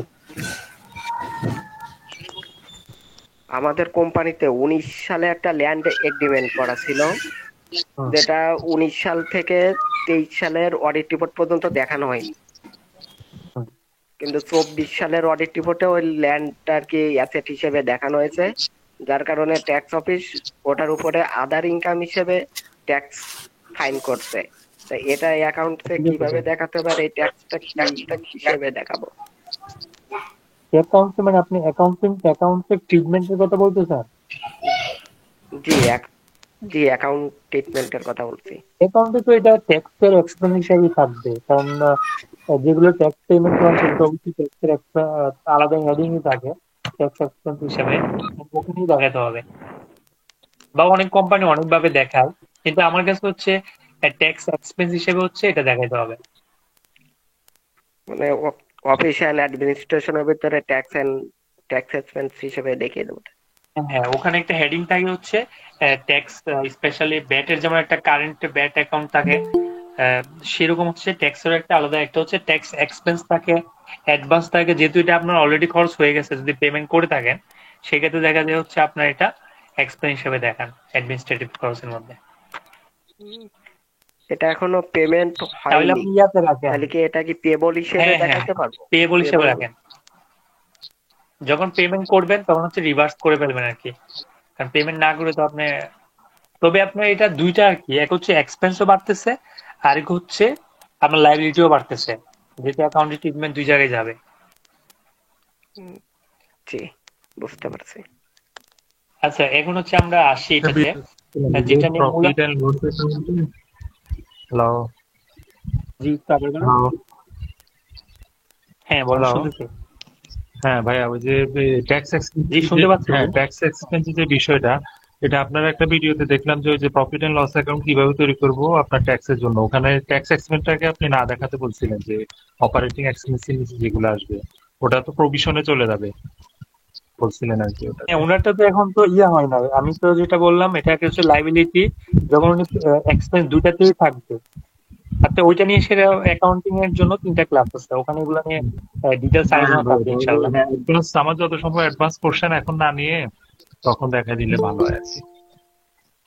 এখন এটা অ্যাডভান্স তো হবে না, লাইবিলিটি হয়ে গেছে, যে ক্লেম একটা দিন আবার এইটাও বুঝতে হবে ক্লেম পোরশনের কথা বলতেছি, যেটা আজকে নতুন তো মানে আমরা সবাই একটু অ্যাডভান্স হয়ে যাচ্ছি, অনেক কিছু আছে, এই কারণে আমি বলছি 4টা ক্লাস বোরিং হইতে পারে, কিন্তু ধৈর্য থাকতে হবে। আচ্ছা, আমি সর্বোচ্চ রাখছি যাতে আপনাদের মানে যতটুকু ইনশাআল্লাহ হয় আর কি। আচ্ছা, থ্যাংক ইউ। একটা অসুবিধার মধ্যে ফেস করতেছে হয়তো, এই যে 2বার জয়েন করতে হয়, এটা একটা। সবাই চেষ্টা করবেন আসলে যখন টাইমটা দেই সাথে সাথে, যে এখনো 15 মিনিট লেট হয়ে গেছে জয়েন করতে যারা, মানে সাথে সাথে জয়েন করে ফেলবেন, কারণ যেহেতু ক্লাসে লিমিটেড টাইম, তখন ক্লাস শেষ করতে পারবো না, কারণ এখনো পেজ ভাষণ নিতে পারি নাই এবার। আচ্ছা, এবার শুরু করি। এখানে হচ্ছে চাকরি হতে যে মূল আয়, এটা আমরা জানি, সুযোগ সুবিধা যাই পাই সেটা ইনক্লুড হলো। কর অনারোপিত বকেয়া বেতন, এইটার ক্ষেত্রে একটা কথা বলতে হয়। অনেক সময় দেখা যায় হচ্ছে কর আসলে যখন আমরা আরোপ করা হয় নাই বকেয়া বেতন, যেহেতু জুন পর্যন্ত হিসাব করতে হয়। তবে আমার কাছে যেটা বেটার হচ্ছে, যদি টাকা নাও পেয়ে থাকে তাও হচ্ছে আপনারা সেটা হচ্ছে খরচ হিসেবে হচ্ছে মানে ওই বছরই দেখায় ট্যাক্স ক্লিয়ার করে ফেলবেন। তারপর অতীতে কোনো নিয়োগকর্তা থেকে যদি কোনো টাকা পয়সা পেয়ে থাকে সেটা তো অবশ্যই হবে। আর এখানে নতুন করে অ্যাড করছে, যদি কোনো কর্মচারীর জন্য, কারণ আপনাকে যখন ট্যাক্সটা ক্যালকুলেশন করতে হচ্ছে স্যালারি, ট্যাক্স হচ্ছে আপনার জন্য স্যালারি, কোম্পানির জন্য এক্সপেন্স, এই জিনিসটা মাথায় রাখতে হবে। তো এটা মাথায় রাখার কারণে এই যে যদি কোনো শেয়ার হোল্ডারের কোনো পরিচালক না অথবা সাধারণ যে কর্মচারী, তাদের জন্য যদি এই ধরনের কোনো ট্রিটমেন্ট হয় চক্ষু বা মস্তিষ্কের, যেটা এটা হচ্ছে কোম্পানি আপনাকে দিতে হবে, যেটা হচ্ছে আপনার আয়ের মধ্যে চাকরি আয় হিসেবে অন্তর্ভুক্ত হবে না, এবং কোম্পানি হচ্ছে এটা অ্যালাওয়েবল এক্সপেন্স হিসেবে কাউন্ট হবে। আরেকটা জিনিস হচ্ছে, যদি আপনার এই যেটাকে আমরা ভ্রমণ ভাতা বলি, এক স্থান থেকে অন্য স্থানে যখন যাই, যাতায়াত ভাতা, তো সেটাও কিন্তু অ্যালাওয়েবল, আপনার জন্য ইনকাম না। তারপর এখানে সবচেয়ে বেশি পার্কুইজিট নিয়ে কারো কোনো মতামত আমাকে বলতে ভাইয়া পারেন? ভাইয়া, জি বলেন। একটা জিনিস আমাকে একটু ক্লিয়ার করলে ভালো হতো। এটা আপনার হচ্ছে কি পেজ নাম্বার 17-তে এখানে একটা কথা ছিল, চাকরির অবসানের কারণে প্রাপ্ত যে কোনো প্রকার ক্ষতিপূরণ যে নামে অভিযুক্ত হোক না কেন। এই যে 16 নাম্বারটা, চাকরির অবসানের কারণে। জি জি, এটার অ্যাকচুয়ালি মিনিং কি? চাকরি অবস্থানের কারণে প্রাপ্ত যে কোনো ক্ষতিপূরণ, এটার মানে হচ্ছে মনে করেন কাউকে ইনস্ট্যান্ট বের করে দিচ্ছে, তার তো এখনো নোটিস পিরিয়ড হয় নাই, বা 2 মাস বা 3 মাসের স্যালারি অনেক কোম্পানি অ্যাডভান্স দিতে হয়, তো সেটা দেখা যায় একটা ক্ষতিপূরণ পাচ্ছে, এটাও তার আয় হিসাবে মানে চাকরি হতে আয় হিসেবে হবে। অথবা অন্যান্য ভাবে অনেক ক্ষেত্রে বেনিফিট থাকে, যে মনে করেন স্পেশালি সিইও বা বড় পোস্টে যারা আছে, তাদের মনে করেন 3 বছরের একটা কন্ট্রাক্ট ছিল, 3 বছরের মধ্যে অবসান করা যাবে না, অথবা যদি হয় তার একটা ক্ষতিপূরণ দিতে হবে, অথবা কেউ মানে এই ধরনের অনেকগুলো লিটিগেশন থাকে অ্যাকচুয়াল ফিল্ডে। একদম সিম্পল যেটা হয় ইনস্ট্যান্ট। জি। আর আমি এটা ক্লিয়ার হয়েছি। আরেকটা জিনিস ভাইয়া, আপনার হচ্ছে উপরে ছিল গ নম্বরে, কোম্পানি কর্তৃক গোষ্ঠী বীমা বাবদ কোনো কর্মচারীর পক্ষে বীমা কোম্পানিতে পরিশোধিত প্রিমিয়াম। দ্যাট মিনস যদি কোম্পানি গ্রুপ ইন্স্যুরেন্স খোলে তাহলে সেটা ট্যাক্সেবল ইনকামের আন্ডারে আসবে না, এইটাই তো। হচ্ছে আপনার জন্য সেটা ট্যাক্সেবল ইনকাম হিসেবে আসবে না, কারণ গ্রুপ ইন্স্যুরেন্সের বেনিফিট গুলো একজনে পায় না, এটা আলাদাভাবে কাউন্ট হয়। তারপর ভাই এগুলো কি স্যালারি সার্টিফিকেটে আসবে এগুলো? জি, গ্রুপ ইন্স্যুরেন্স, তারপরে কাউকে ধরো ট্রিটমেন্টের জন্য যখন টাকা দেওয়া হয়, এগুলো রেয়ার কেউ যদি দেয় তাহলে অবশ্যই এটা প্রমাণ থাকবে, কোম্পানি অবশ্যই আপনাকে এরকম দিলে, ব্যাংকে দিবে, মানে প্রুফ থাকবে, না অথবা স্যালারি সার্টিফিকেট আনা হবে। স্যালারি সার্টিফিকেট আনা হয় না তো, কিন্তু যদি এরকম রেয়ার কেস করে মানে চাইলে সেটা আনতে পারে, মানে যারা হচ্ছে সার্টিফিকেটটা বানায় এইচআর অথবা ট্যাক্স ডিপার্টমেন্ট, সেটা আনতে পারে, সমস্যা নেই, উল্লেখ করতে পারে যে এই জন্য এই বাবদ এত টাকা দেওয়া হয়েছে। কিন্তু আমি দেখাবো না। না না, আপনার যেহেতু সেটা আপনার জন্য আই হিসেবে দেখাবো না, আপনার তো আই হচ্ছে না এটা, তো এটা আপনার আই হিসেবে দেখানোর দরকার নেই, শুধু শুধু ট্যাক্স দিবেন আপনি। তো আবাসিক সুবিধা, এখানে হচ্ছে সবচেয়ে বেশি পার্কোজিটিতে দুইটা জিনিসই আমরা দেখি, একটা হচ্ছে আবাসন সুবিধা, একটা হচ্ছে মোটর গাড়ির সুবিধা। তো আবাসন ক্ষেত্রে আমি অলরেডি একটু আগে বলছিলাম, যদি নিয়োগকর্তা পুরোপুরি একটা জায়গায় আমাদের থাকতে হয়, স্পেশালি হচ্ছে আপনারা যখন ফরেনারদের ট্যাক্স ক্যালকুলেশন করবেন, আমি নিজেও প্রথমবার একটা কেসে পড়ছিলাম, যে ওখানে বিধার সার্টিফিকেটের মধ্যে লেখা ছিল কোম্পানিতে তাদেরকে অ্যাকোমোডেশন দিবে। তো যখন এটা সার্কেলে ডিল করতে গেছি, তখন ওরা অ্যাকোমোডেশন বাবদ একটা খরচ মানে একটা ইনকাম তার স্যালারিতে ইনক্লুড করে ট্যাক্স অ্যাডজাস্টমেন্ট করবে, সেটা বলে দিল। ও যুক্তি দেখা যাচ্ছে ঠিক আছে, আপনার এটা তো ঠিক আছে, আবাসন সুবিধা দিলে পার্কোজিট হিসেবে কাউন্ট হচ্ছে, এটা তার ইনকাম, কিন্তু আসলে আমরা ওরে ওই ফ্যাসিলিটিটা যদি নাও দিয়ে থাকি, আমাদের লেখার কারণে কিন্তু আসলে এটা নিয়ে অনেকটা দৌড়াদৌড়ি করতে হয়েছে। লাস্টে বুঝাইতে সক্ষম হয়েছি ব্যাপারটা। কিন্তু এই কারণে অনেক সময় বিডার সার্টিফিকেট যেটা অনুমোদন হয় এগুলোতে তো সবগুলা জিনিস ঠিকঠাক ভাবে লেখা দরকার। আর এটা আমি বলতেছি না, কারণ এটা খুবই সহজ একটা জিনিস, যে কোম্পানি আপনাকে শুধু ফ্যাসিলিটি দেয়, এটার একটা ন্যায্য ভাড়ার মূল্য যেটা আছে এটা আপনার স্যালারির সাথে অ্যাড হবে। তারপর হচ্ছে মোটর গাড়ির সুবিধা, এটা যে সিসি অনুসারে, এটা স্পেশালি হাই লেভেলের ম্যানেজমেন্টে যারা আছে তারা যখন গাড়ি ব্যবহার করে তখন দেখা যায় তাদেরকে যদি 1500 সিসির একটা গাড়ি ব্যবহার করে তাহলে 15,000 টাকা প্রতি মাসে হচ্ছে তাকে এক্সট্রা, এক বছর যত আসে এরকম হচ্ছে তার স্যালারির সাথে পারকোজিট হিসাবে অ্যাড হবে। অন্যান্য পারকোজিট মানে পারকোজিট জিনিসটা হচ্ছে স্যালারি এবং বেসিক আর হচ্ছে কি বোনাস, এগুলো বাদে যেগুলো সুযোগ সুবিধা থাকে এগুলো আসলে পারকোজিট। শেয়ার স্কিম নিয়ে আমরা বলছি, আমি আবার বলছি যারা নতুন আছেন যদি কোনো সমস্যা ফেস করেন এটা আপনি পড়বেন, আপনি পৃষ্ঠা পড়বেন, সমস্যা হলে আমাকে এমনি নক দিতে পারেন অথবা গ্রুপে লিখলেও রেসপন্স পাওয়া যাবে, কারণ এটা এত কঠিন না। ভাই আপনার পেজ গুলো আর কি দেখা যাচ্ছে না, ওগুলো কি দেখা যাওয়ার কোনো অপশন আছে? বুঝি নাই। আপনি যে শীট দেখে পড়াচ্ছেন ওই শীটটা আর কি দেখা যাচ্ছে না, ওটা স্ক্রিনে আর কি। আপনি মনে হয় ল্যান্ডস্কেপ করলে মনে হয় দেখবেন। আচ্ছা মানে শেয়ার স্ক্রিনে দেখা যায় না বলতেছেন? আমি তো শেয়ার স্ক্রিন দিছি। দেখা যাচ্ছে তো? দেখা যাচ্ছে তো। বড় করে দেখতে চাইলে আপনার ল্যান্ডস্কেপ করে নিতে পারেন, তাহলে দেখা যাবে। আচ্ছা, সরকারি চাকরি আদেশভুক্ত যারা আছে তাদের ক্ষেত্রে স্যালারিটা কেউ বলেন তো, মানে পার্থক্যটা কোথায় ক্যালকুলেশনের ক্ষেত্রে? সরকারি চাকরি হচ্ছে বেতন, বকেয়া জি। বেতন, না, উৎসব ভাতা এবং বোনাস হ্যাঁ, এ বাদে সবই করমুক্ত। আরো একটা পার্থক্য আছে, তারা কি 1/3 পাবে? না, তারা তো পাবে না। হ্যাঁ, এটা কিন্তু মাথায় রাখতে হবে, তারা যদি এখানে বেনিফিট পাচ্ছে 1/3 কিন্তু পাবে না। অনেক সময় দেখা যায় এটা আসলে মনে থাকে না প্র্যাকটিসের ক্ষেত্রে স্পেশালি।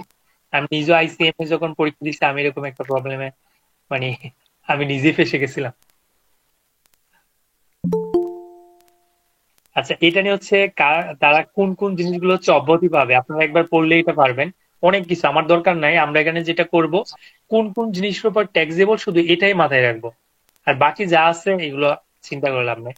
এখানে দেখেন শস্য তফসিলের 27-এ যেটা আছে, যেটা আমরা 1/3 অথবা এখন বর্তমান হচ্ছে 5 লাখ, এই সুবিধাটা পাবে না, এটা হচ্ছে বলে দেওয়া আছে। আর এটা নিয়ে বড় একটা এসআরও আছে, কিছু ব্যাংকও আছে যারা হচ্ছে এর মধ্যে অন্তর্ভুক্ত।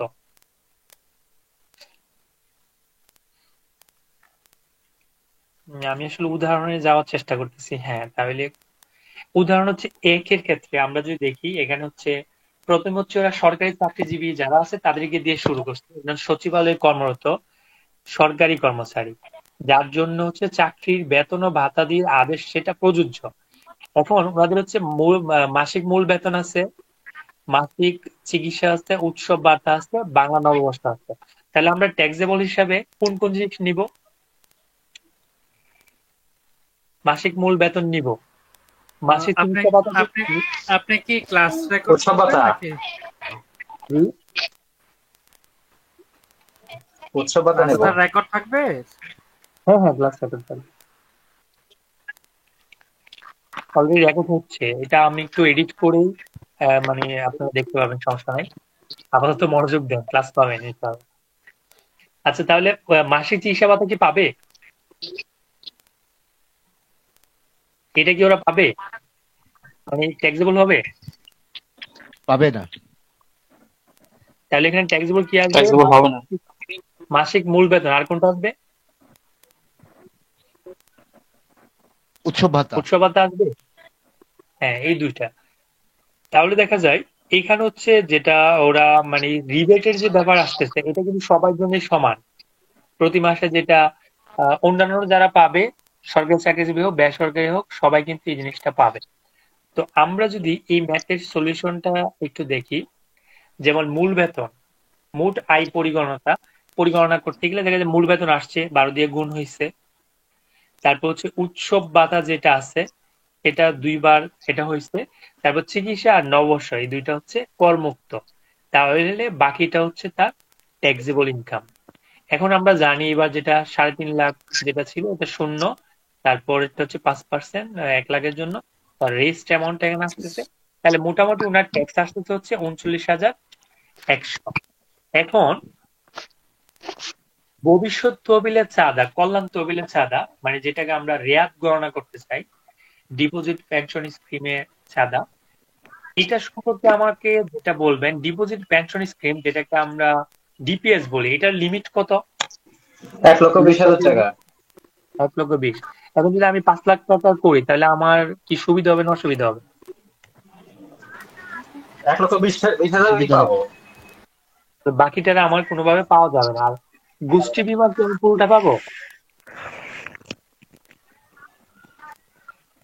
বাকি যে পুরোটা 3টা পাওয়া যাবে। তহবিল আছে, ভবিষ্যৎ তহবিল, কল্যাণ তহবিল, গোষ্ঠী বিমা, এগুলো হচ্ছে যতটুকু পুরোটাই আমরা পাবো। শুধু এখানে ডিপোজিট পেনশন স্কিমের একটা লিমিটেড। তাহলে কিন্তু টোটাল হচ্ছে আমরা এখানে পাচ্ছি 2,31,000 টাকা।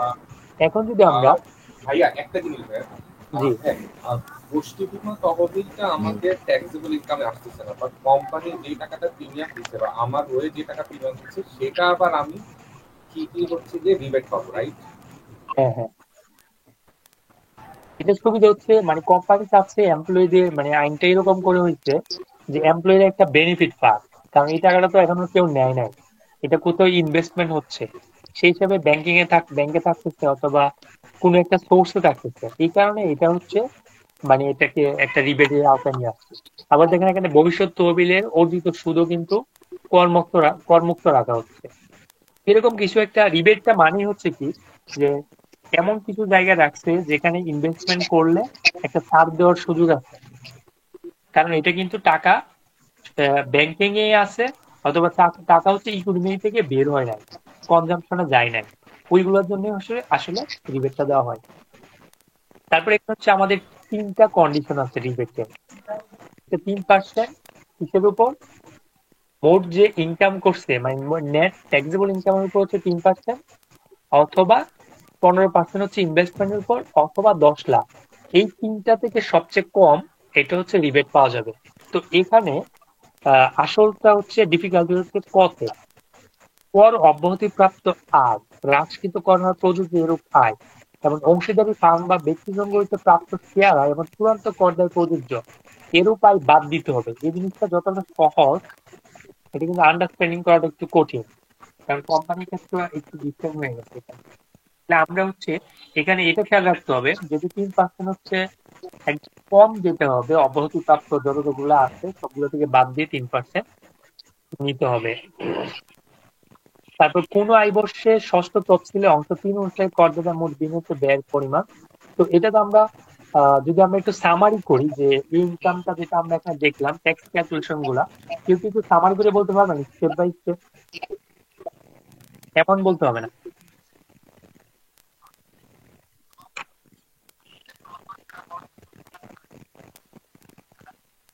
জি, কথা আসতেছে না একটু।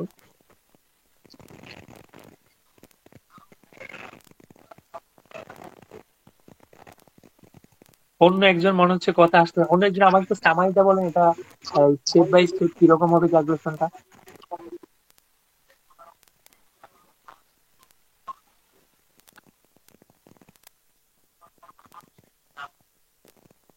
রনি ভাই তো বলতে পারেন, রনি ভাই বলেন।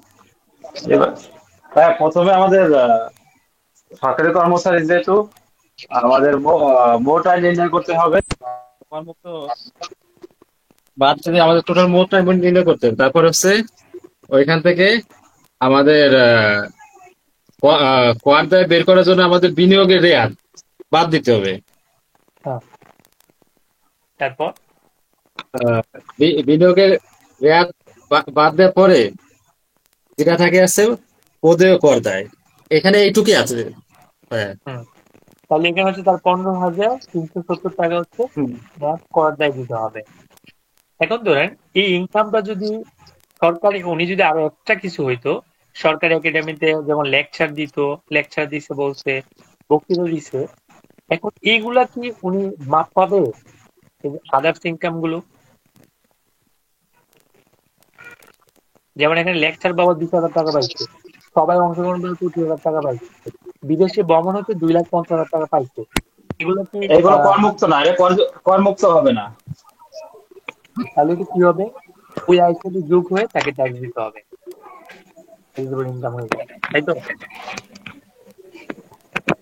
এখন ধরেন সিমিলার যদি আমরা 1 নম্বর উদাহরণের ক্ষেত্রে আরো ডিটেলসে আসি, কারণ 3টা উদাহরণ হচ্ছে আপনার লিঙ্ক আপ। এখন যদি আমরা প্রতিবন্ধী সরকারি কর্মচারী হয়, তাহলে তার পার্থক্যটা কি হবে? ধরেন এটা হচ্ছে একটা প্রতিবন্ধী কর্মচারী, তার ট্যাক্স ক্যালকুলেশনে কি পার্থক্য হইতে পারে? যে প্রতিবন্ধী কর্মচারীর জন্য তো 4,75,000 টাকা পর্যন্ত করমুক্ত। এখন ধরেন ওনার একজন প্রতিবন্ধী ছেলে বা মেয়ে আছে, সেই ক্ষেত্রে কি হবে? 50,000 যুক্ত হবে, মোটায় 50,000 টাকা বিয়োগ করতে হবে তার করযোগ্য আয় থেকে। কর্মুক্ত সীমার হার আরো 50,000 টাকা বাড়বে। হ্যাঁ হ্যাঁ, গুড। এইটার সাথে হচ্ছে আরো 50,000 টাকা অ্যাড হবে। এরকম যদি তার 2টা সন্তান থাকে, সেম 50,000 করে হচ্ছে অ্যাড হবে। তাহলে বাকি ক্যালকুলেশনগুলো তো একদম সেম, শুধু এখানে হচ্ছে অব্যাহতির পরিমাণটা মানে করমুক্ত আয়ের সীমাটা হচ্ছে বাড়বে।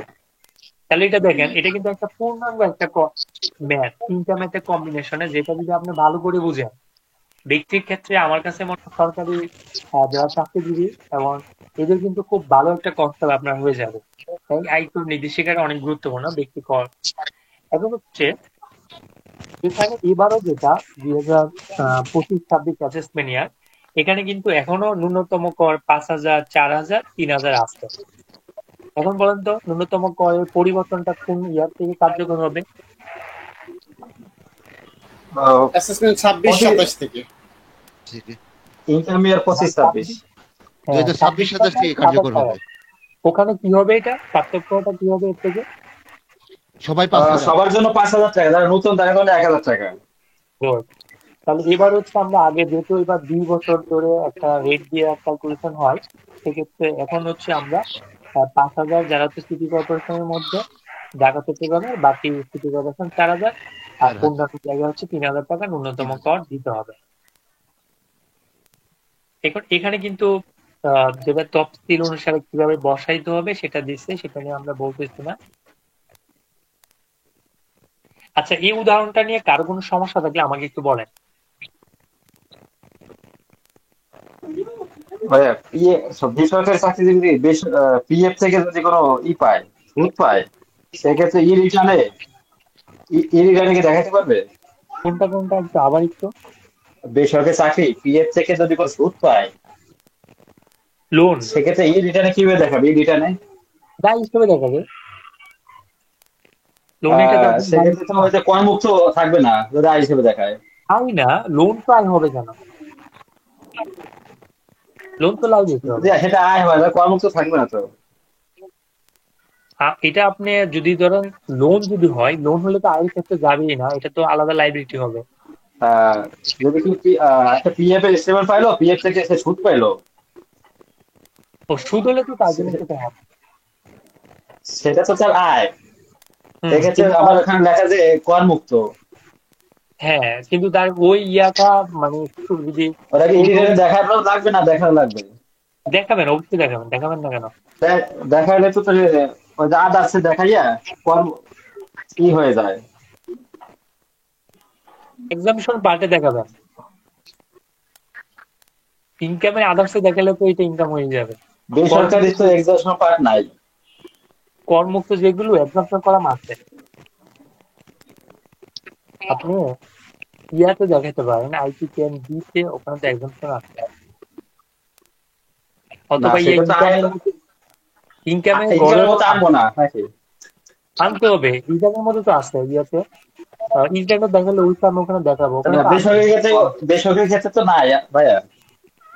সরকারি কথা বলতেছেন না? আমি তো সরকারের মধ্যে আছি, সরকারি চাকরিজীবী। আমি ওইভাবে ইয়াতে বলতেছি। আচ্ছা, এটা নিয়ে আর কোনো প্রশ্ন? মানে সরকারি চাকরিতেই থাকি, বেসরকারিটা যাই না এখনো।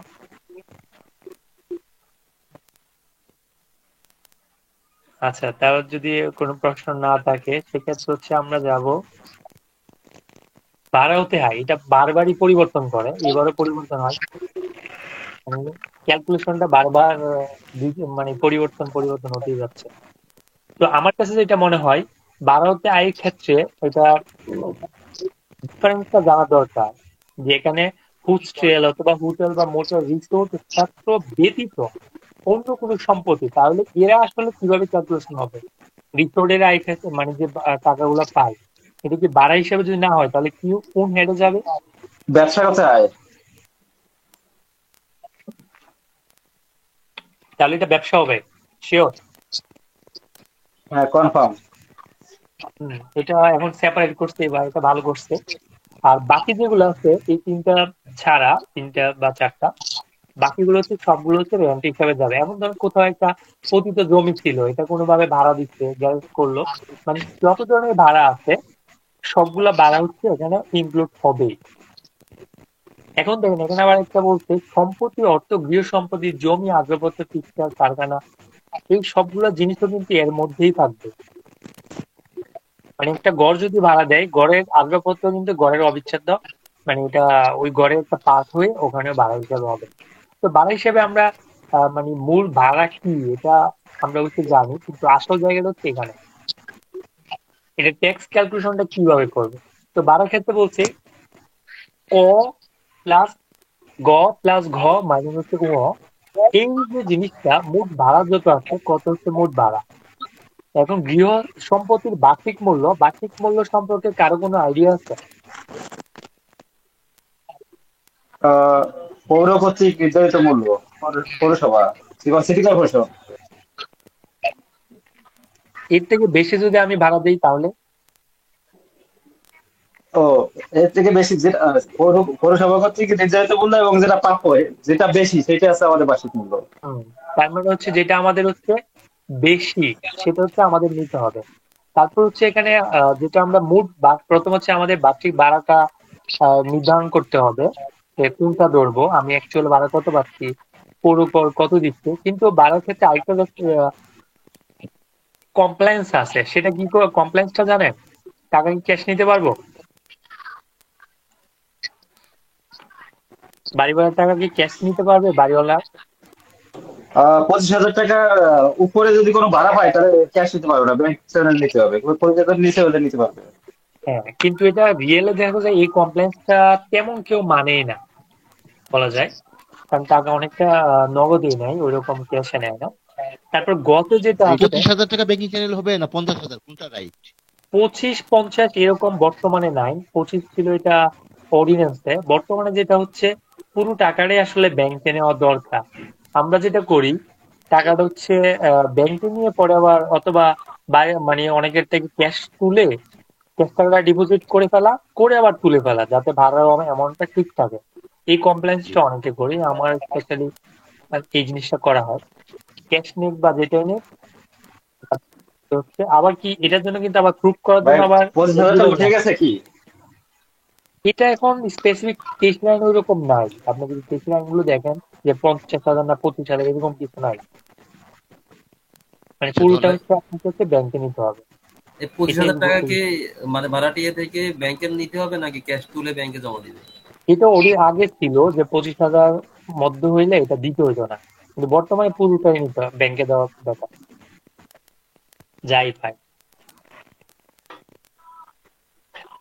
তারপর কোম্পানির ক্ষেত্রে যে ব্যাংকে দেওয়া মানে কি, আমি কি তার নামে চেক দিয়ে দিলে হবে নাকি এরকম? হ্যাঁ, যেভাবে দেন, চেক জমা দেন অথবা ডিপোজিট করে দেন, কোম্পানি না, যদি চেক দিয়ে দেওয়া হয় কোনো বাড়িওয়ালাকে কোম্পানির ক্ষেত্রে। হ্যাঁ, তো অবশ্যই চেক দিলে তো অবশ্যই ডিপোজিট করবে না, এটা তো আপনার মন থাকতেছে না, যদি ডাইরেক্ট যদি দেওয়া হয় চেক দিলে সমস্যা হয়, চেক দিতে পারবে কোম্পানির ক্ষেত্রে। হ্যাঁ, কোম্পানি দিতেই হবে। কোম্পানি আপনার আলতি খরচ দিয়ে গেলে হবে, 27.5% ট্যাক্স দিতে হবে। যদি কোম্পানির ক্ষেত্রে কোনো পার্সোনাল নামে যে বাড়িওয়ালার নামে যদি চেক দেওয়া হয় শুধু ক্যাশ উঠে নিল, সেক্ষেত্রে কি ডিজেল হবে? না না, ডিজেল হবে না। চেক দিলে তো টাকা মানে দিবেন, সেটা হচ্ছে টাকা দিবেন কি বলতো অ্যাকাউন্ট টু অ্যাকাউন্ট প্লেজ চেক দিবেন, ডিপোজিট হয়ে যাবে তুলে। যদি ক্যাশ চেক হয় ভাই, ক্যাশ চেক দেওয়া উচিত না, দেয় না আসলে সাধারণত। ক্যাশ চেক দিয়ে তো আপনি প্রমাণ করা কঠিন হয়ে যাবে। আরেকটা উপায় আছে, কারণ আপনাকে 2 সোর্সে দেখবে এগ্রিমেন্ট ভ্যালু কত এটাও কিন্তু যাচাই করে। তো সেই হিসাবে কিন্তু আপনার 2টা মিলতে হবে। তো হচ্ছে জানান। তো তারপর যদি আপনার এখানে গতে যেটা বলছে কোনো প্রকার সালামি অথবা অগ্রিম কোনো টাকা পয়সা নেই, যেটা হচ্ছে অ্যাডজাস্টেবল করার মানে একটা ব্যাপার থাকে। বাড়ি ভাড়ার মানে সম্পূর্ণ আয় কি করযোগ্য হবে না, মানে এক্ষেত্রে কি কোনো ছাড়, মানে কোনো নির্দিষ্ট কোনো অঙ্ক মানে সে পাবে? ছাড় আছে, এটা আপনি একটু পরে দেখবেন, এটা নিয়ে বলবো। আগে হচ্ছে আমরা যখন ক্যালকুলেশনটা করি আয়টা এটা দেখাচ্ছে যে আমার মোট ভাড়াটা কিভাবে বের করবো। আমরা দেখলাম বার্ষিক মূল্য, তার সাথে হচ্ছে আবার যোগ হয়েছে গৃহ সম্পত্তি যদি কোনো স্যালামি অথবা প্রিমিয়াম পাই, তার সাথে আবার যোগ হয়েছে কোনো ভাড়াটিয়া যদি কোনো সার্ভিস চার্জ অথবা মেরামত রক্ষণাবেক্ষণ, অর্থাৎ যেভাবে টাকা পাক না কেন সবগুলো ভাড়া হিসেবে কাউন্ট হবে। শুধু বাদ যাবে সেটা যদি ভ্যাকেন্সি থাকে, সেটাও কিন্তু বিদ্যুৎ বিল উপস্থাপন সাপেক্ষে, এটা খেয়াল রাখতে হবে। আপনি শুধু বললেই হবে না যে 5 মাস খালি ছিল, বিদ্যুৎ বিল উপস্থাপন সাপেক্ষে। এইটা হচ্ছে ভাড়া, বাড়ি ভাড়া বা যেটা আছে। আরেকটা হচ্ছে যদি বাড়ি ভাড়া ছাড়া যদি হয়ে থাকে সেক্ষেত্রে খ প্লাস গ নিয়মে বলতে, মানে যত টাকা হচ্ছে বার্ষিক মূল্য সম্পত্তির ক্ষেত্রে এর সাথে যদি কোনো প্রিমিয়াম স্যালামি বা এগুলো থাকে সেইটা হচ্ছে যোগ, এখানে কোনো ভ্যাকেন্সির হিসাব নাই। এইটুকুতে কোনো সমস্যা?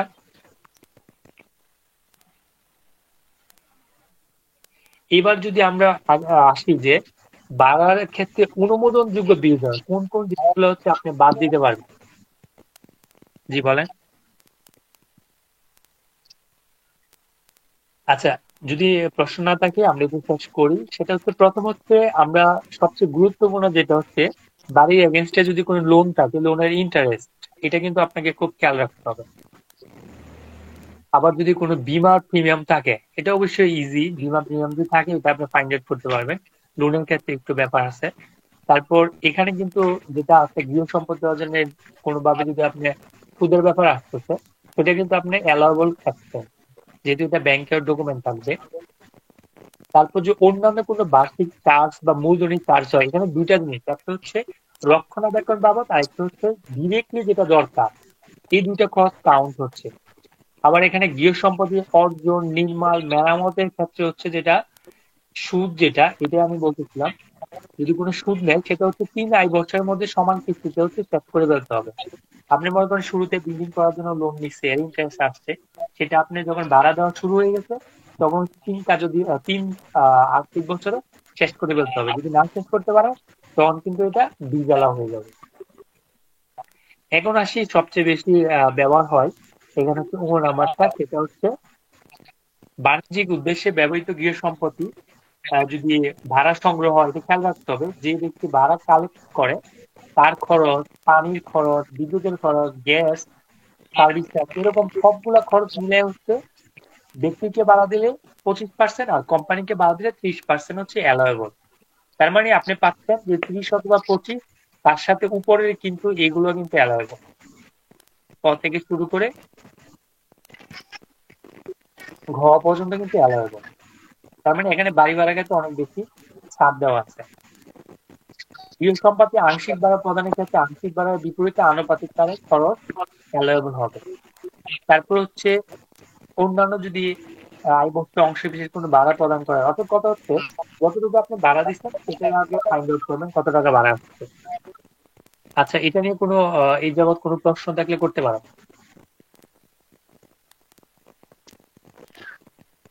হ্যাঁ, আর লাস্ট লাইনটা দিয়ে অ্যাকচুয়ালি কি বোঝানো? সাপোজ ধরেন আমার যদি মানে 100 টাকা করে ভাড়া হয় মানে প্রতি মাসে, তো আমার হচ্ছে যে 1200 টাকা আসার কথা। তো এখন কোনো ভাড়াটিয়া যদি আমাকে 600 টাকা দেয়, তাহলে আমি ওই ইনকাম ইয়ারে 600 টাকাই ধরে নিব, এরকম? না, ভাড়াটিয়া দিবে না। কত হচ্ছে আপনি ভাড়াটা মনে করেন আপনি বিল্ডিং এ আপনিও থাকেন, ভাড়াও দিচ্ছেন, সেক্ষেত্রে আপনার টাকাটা তো আর ট্যাক্সেবল না, ইনকাম হচ্ছে না এটা। তো বাকি এখন ধরেন আপনি থাকেন একটা ফ্লোরে, অন্য মানুষ থাকে 4টা ফ্লোরে, তো 4টা ফ্লোরের জন্য 100 টাকা খরচ আসছে। সেক্ষেত্রে কিন্তু আপনি খরচ অ্যালাউবেল হচ্ছে 80 টাকা, কারণ 20 টাকা আপনার ভাগে যাচ্ছে, এটা বাদ যাবে। তো এটাই বলছে আনুপাতিক হারে। ও আচ্ছা।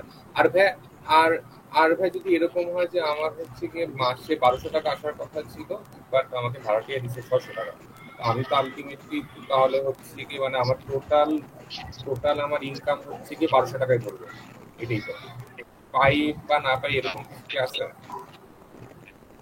এটা হ্যাঁ, আপনার ওখানে ছাড় নাই, ওটা আপনি যেটা এগ্রিমেন্ট আছে আপনার কম নিলে সেটা আপনার ব্যাপার, কিন্তু আপনাকে ওইটার উপরে ট্যাক্স ক্যালকুলেশন হবে যেটা এগ্রিমেন্টটা।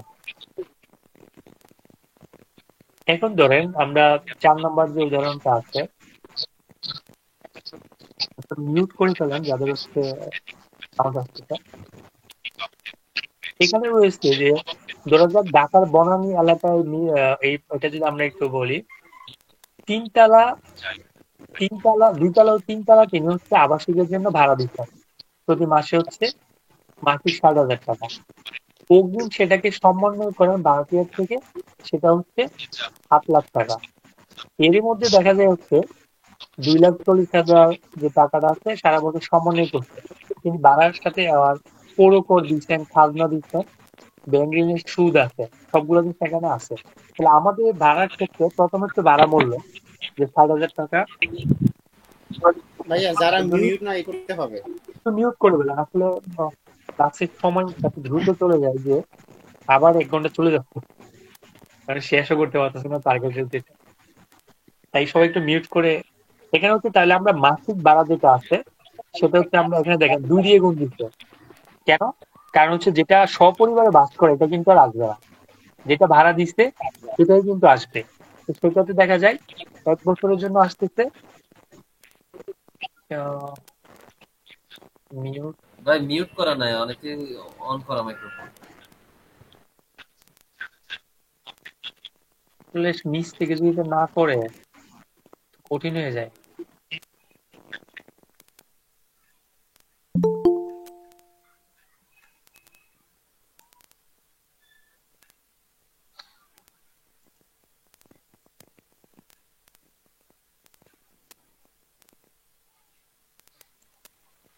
আচ্ছা, তাহলে এখানে যেটা বললাম যেটা হচ্ছে নিজে বাস করে এটার উপর হচ্ছে মানে কোনোভাবে ইনকাম কাউন্ট হবে না, তাহলে দুইটার জন্য আসতেছে 14,40,000।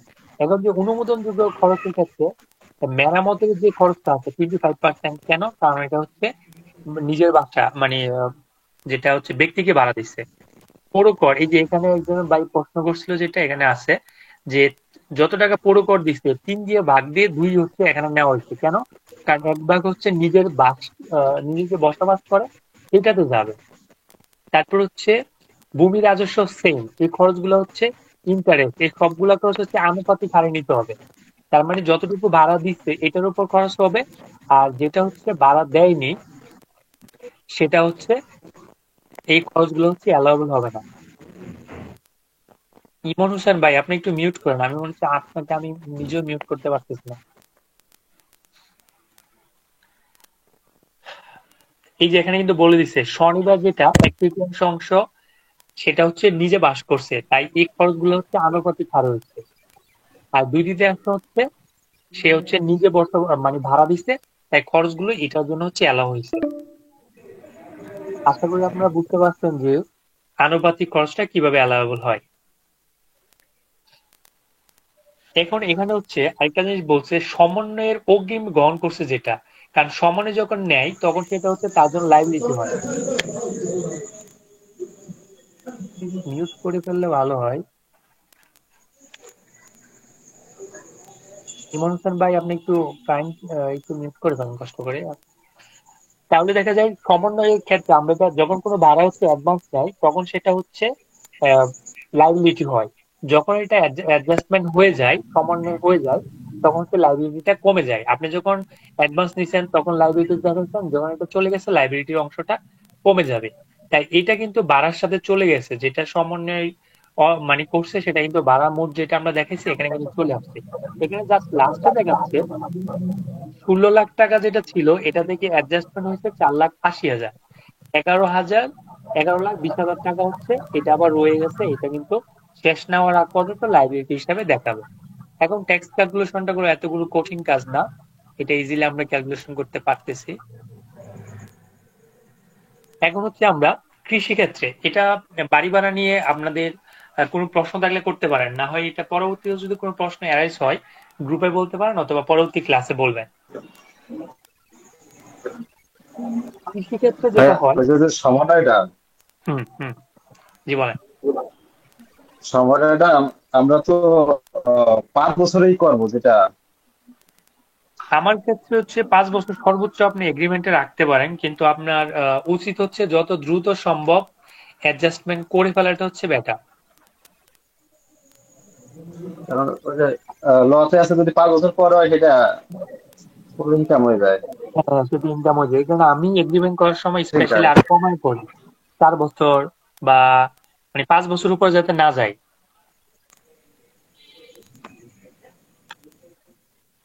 যেহেতু এটা আইনে এরকম আছে, তাই অ্যাডজাস্টমেন্টে মানে ওই এগ্রিমেন্টটা করতে গেলে যাতে 5 বছরের মধ্যে হয়ে যায়। ব্যাস 5 বছর 4 বছর করলেও আপনার 4 বছরই ধরবে, পরবর্তী 4 বছর পরে পরে ওটা বেশি নাই হবে, এরকম আমি আছে। শেষ হয়ে যাবে, যখন 4 বছরের মধ্যে আমি শেষ দেখাই ফেলতেছি পুরোটা, 5 বছরের মধ্যে আমি পুরোটা তাহলে দেখাই সমস্যা। ফেলতেছি, মানে থাকবেই না। তো না থাকলে তো আর ধরার সুযোগ নাই। তারপর হচ্ছে কৃষি হতে এই ক্ষেত্রে সবচেয়ে গুরুত্বপূর্ণ যে জিনিসটা দেখা যায় এখন হচ্ছে চা এবং রাবারের ক্ষেত্রে যেটা হয়, যদি সেটা কেউ একজন বলবেন চা এবং রাবার যদি দুইটাই হয়, তাহলে ওইটার ইনকামটা কিভাবে দেখাবো, কোন কোন হেডে? 60% হচ্ছে কৃষিক্ষেত্রে আয়, আর 40% ব্যবসা হতে আয়। এটার কারণ কি? কারণ যদি চা এবং রাবার যদি মানে কোনো ব্যক্তি সে উৎপাদন করবে এবং তা প্রক্রিয়াজাত করে, মানে একটা হচ্ছে উৎপাদনের ক্ষেত্রে ব্যবসা, মানে কৃষি ক্ষেত্র, প্রক্রিয়াজাত ক্ষেত্রে প্রক্রিয়াজাত করে বিক্রি করে, এটা ব্যবসা হয়ে যায়। তাহলে দেখা যায় সে যদি দুইটা কাজ একসাথে করে, সেক্ষেত্রে হচ্ছে তার কিছু একটা অংশ সেটা যাচ্ছে এগ্রিকালচারে, কিছু যাচ্ছে হচ্ছে বিজনেসের ক্ষেত্রে। এখানে একটা হচ্ছে ষষ্ঠ তফসিলের একটা ব্যাপার আছে, দফা 20-এ কৃষি হতে আয় কিন্তু এবার হচ্ছে 5 লক্ষ টাকা পর্যন্ত, মানে যদি কেবল কৃষি হতে আয় থাকে এবং 20,000 টাকার বেশি সুদ আয় না থাকে, সেই ক্ষেত্রে দেখা যায় হচ্ছে তারা মানে 5 লাখ টাকা হচ্ছে ওই ব্যক্তি হচ্ছে অব্যাহতি থাকবে, মানে আয় থেকে মুক্ত থাকবে। এটা কিন্তু ব্যতিক্রম, অন্যান্য হেডিংয়ে কিন্তু এরকম নয়, শুধু কৃষকদের জন্য এই ছাড়টা দেওয়া হয়েছে। এখন ধরেন এখানে যদি আমরা একটা উদাহরণ আছে, 5 নাম্বারটা যদি আমরা দেখি, দেখা যায় ডেইরি ফার্ম হতে 10 লাখ টাকা পাইছে, সুদ হইতে পাইছে 5,50,000 টাকা, উৎসে কর্তন আছে। সেক্ষেত্রে আমরা কৃষিক্ষেত্রে যে আয়টা পাইছে 5 লাখ টাকা যেটা পাইছে, যেহেতু করদাতা কৃষক, মানে সেটা কিভাবে ক্যালকুলেশন হচ্ছে, দফা 20-এর আর্থিক যেটা, মানে সে যদি ব্যাংক সুদ থাকে এটা কিন্তু নিয়ে আর কোনো কনসিডার নাই, এটা কিন্তু অবশ্যই পুরো ইনফরমেশন দেখা যাবে। তো বাস্তবে আমি যে মানে কৃষকরা ওই রকম রিটার্ন দেয় এরকম অনেক কমই থাকে, যেহেতু ব্যাডের ক্ষেত্রে অনেক ছাড় আছে, সেটা কিন্তু। তো যদি এরকম হয়, আমরা অ্যাজ ইউজুয়াল হচ্ছে ট্যাক্স ক্যালকুলেশন করব, তবে যেটা হয় ক্যালকুলেশন করে তারপর আমাদের যদি এখানে টিডিএস একটা ব্যাপার আছে, সেটা তো অবশ্যই আসবে। এই ম্যাথটা আপনাদের হোমওয়ার্ক থাকবে, এই দুইটা ম্যাথ আমি তোকে গ্রুপে দিয়ে রাখবো। তাহলে হচ্ছে বাড়ি ভাড়ার ম্যাথটা, আর হচ্ছে এখানে কৃষকের মানে কৃষি আয়ের হচ্ছে দুইটা ম্যাথ আছে। এই দুইটা ম্যাথ যত প্রশ্ন থাকে যাতে পরবর্তী ক্লাসে আমরা আলোচনা করতে পারি। আজকে এটা শেষ করতে পারতেছি না, সময়ের লিমিটেশন।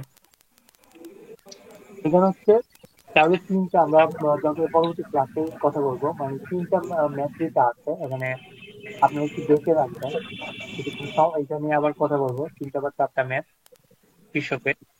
তাহলে আজকে হচ্ছে এই অংশটা আমি রেখে দিচ্ছি, কারণ সময়ের কারণে। কিসের ম্যাথগুলো একটু হোমওয়ার্ক থাকবে, যেটা আমি আগেই বলছিলাম হোমওয়ার্কের ব্যাপার থাকবে। তো সেক্ষেত্রে যেটা প্রশ্ন থাকে পরবর্তী ক্লাসে হচ্ছে এটা নিয়ে ডিসকাশন করা হবে। এখন যদি কোনো প্রশ্ন থাকে আজকে ক্লাসে করতে পারেন।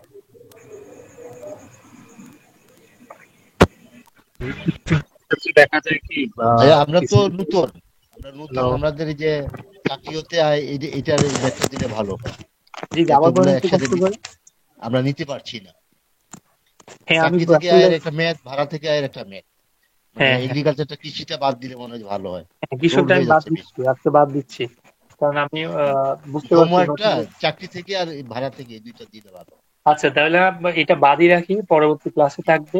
জি চাকরি এবং ভাড়া হতে থাকবে। তাহলে যেটা হবে, যত ধরনের প্রশ্ন থাকে এখানে যে ম্যাথ গুলো আছে, অবশ্যই আপনারা গ্রুপে তো অবশ্যই দিবেন কোনো প্রশ্ন হলে, কারণ তাহলে তাৎক্ষণিক হচ্ছে অ্যান্সারটা পেয়ে যাবে, সেটা হচ্ছে সুবিধা। আর তারপর তো ক্লাসে ডিসকাশন থাকবে। কৃষির ম্যাথ গুলো আজকে রাখি, এটা অনেকটা কঠিন, মানে কাভার করার জন্য আসলে সিলেবাসটা অনেক বড় হয়ে গেছে বলা যায়। আচ্ছা, আর কোনো প্রশ্ন থাকলে করতে পারেন।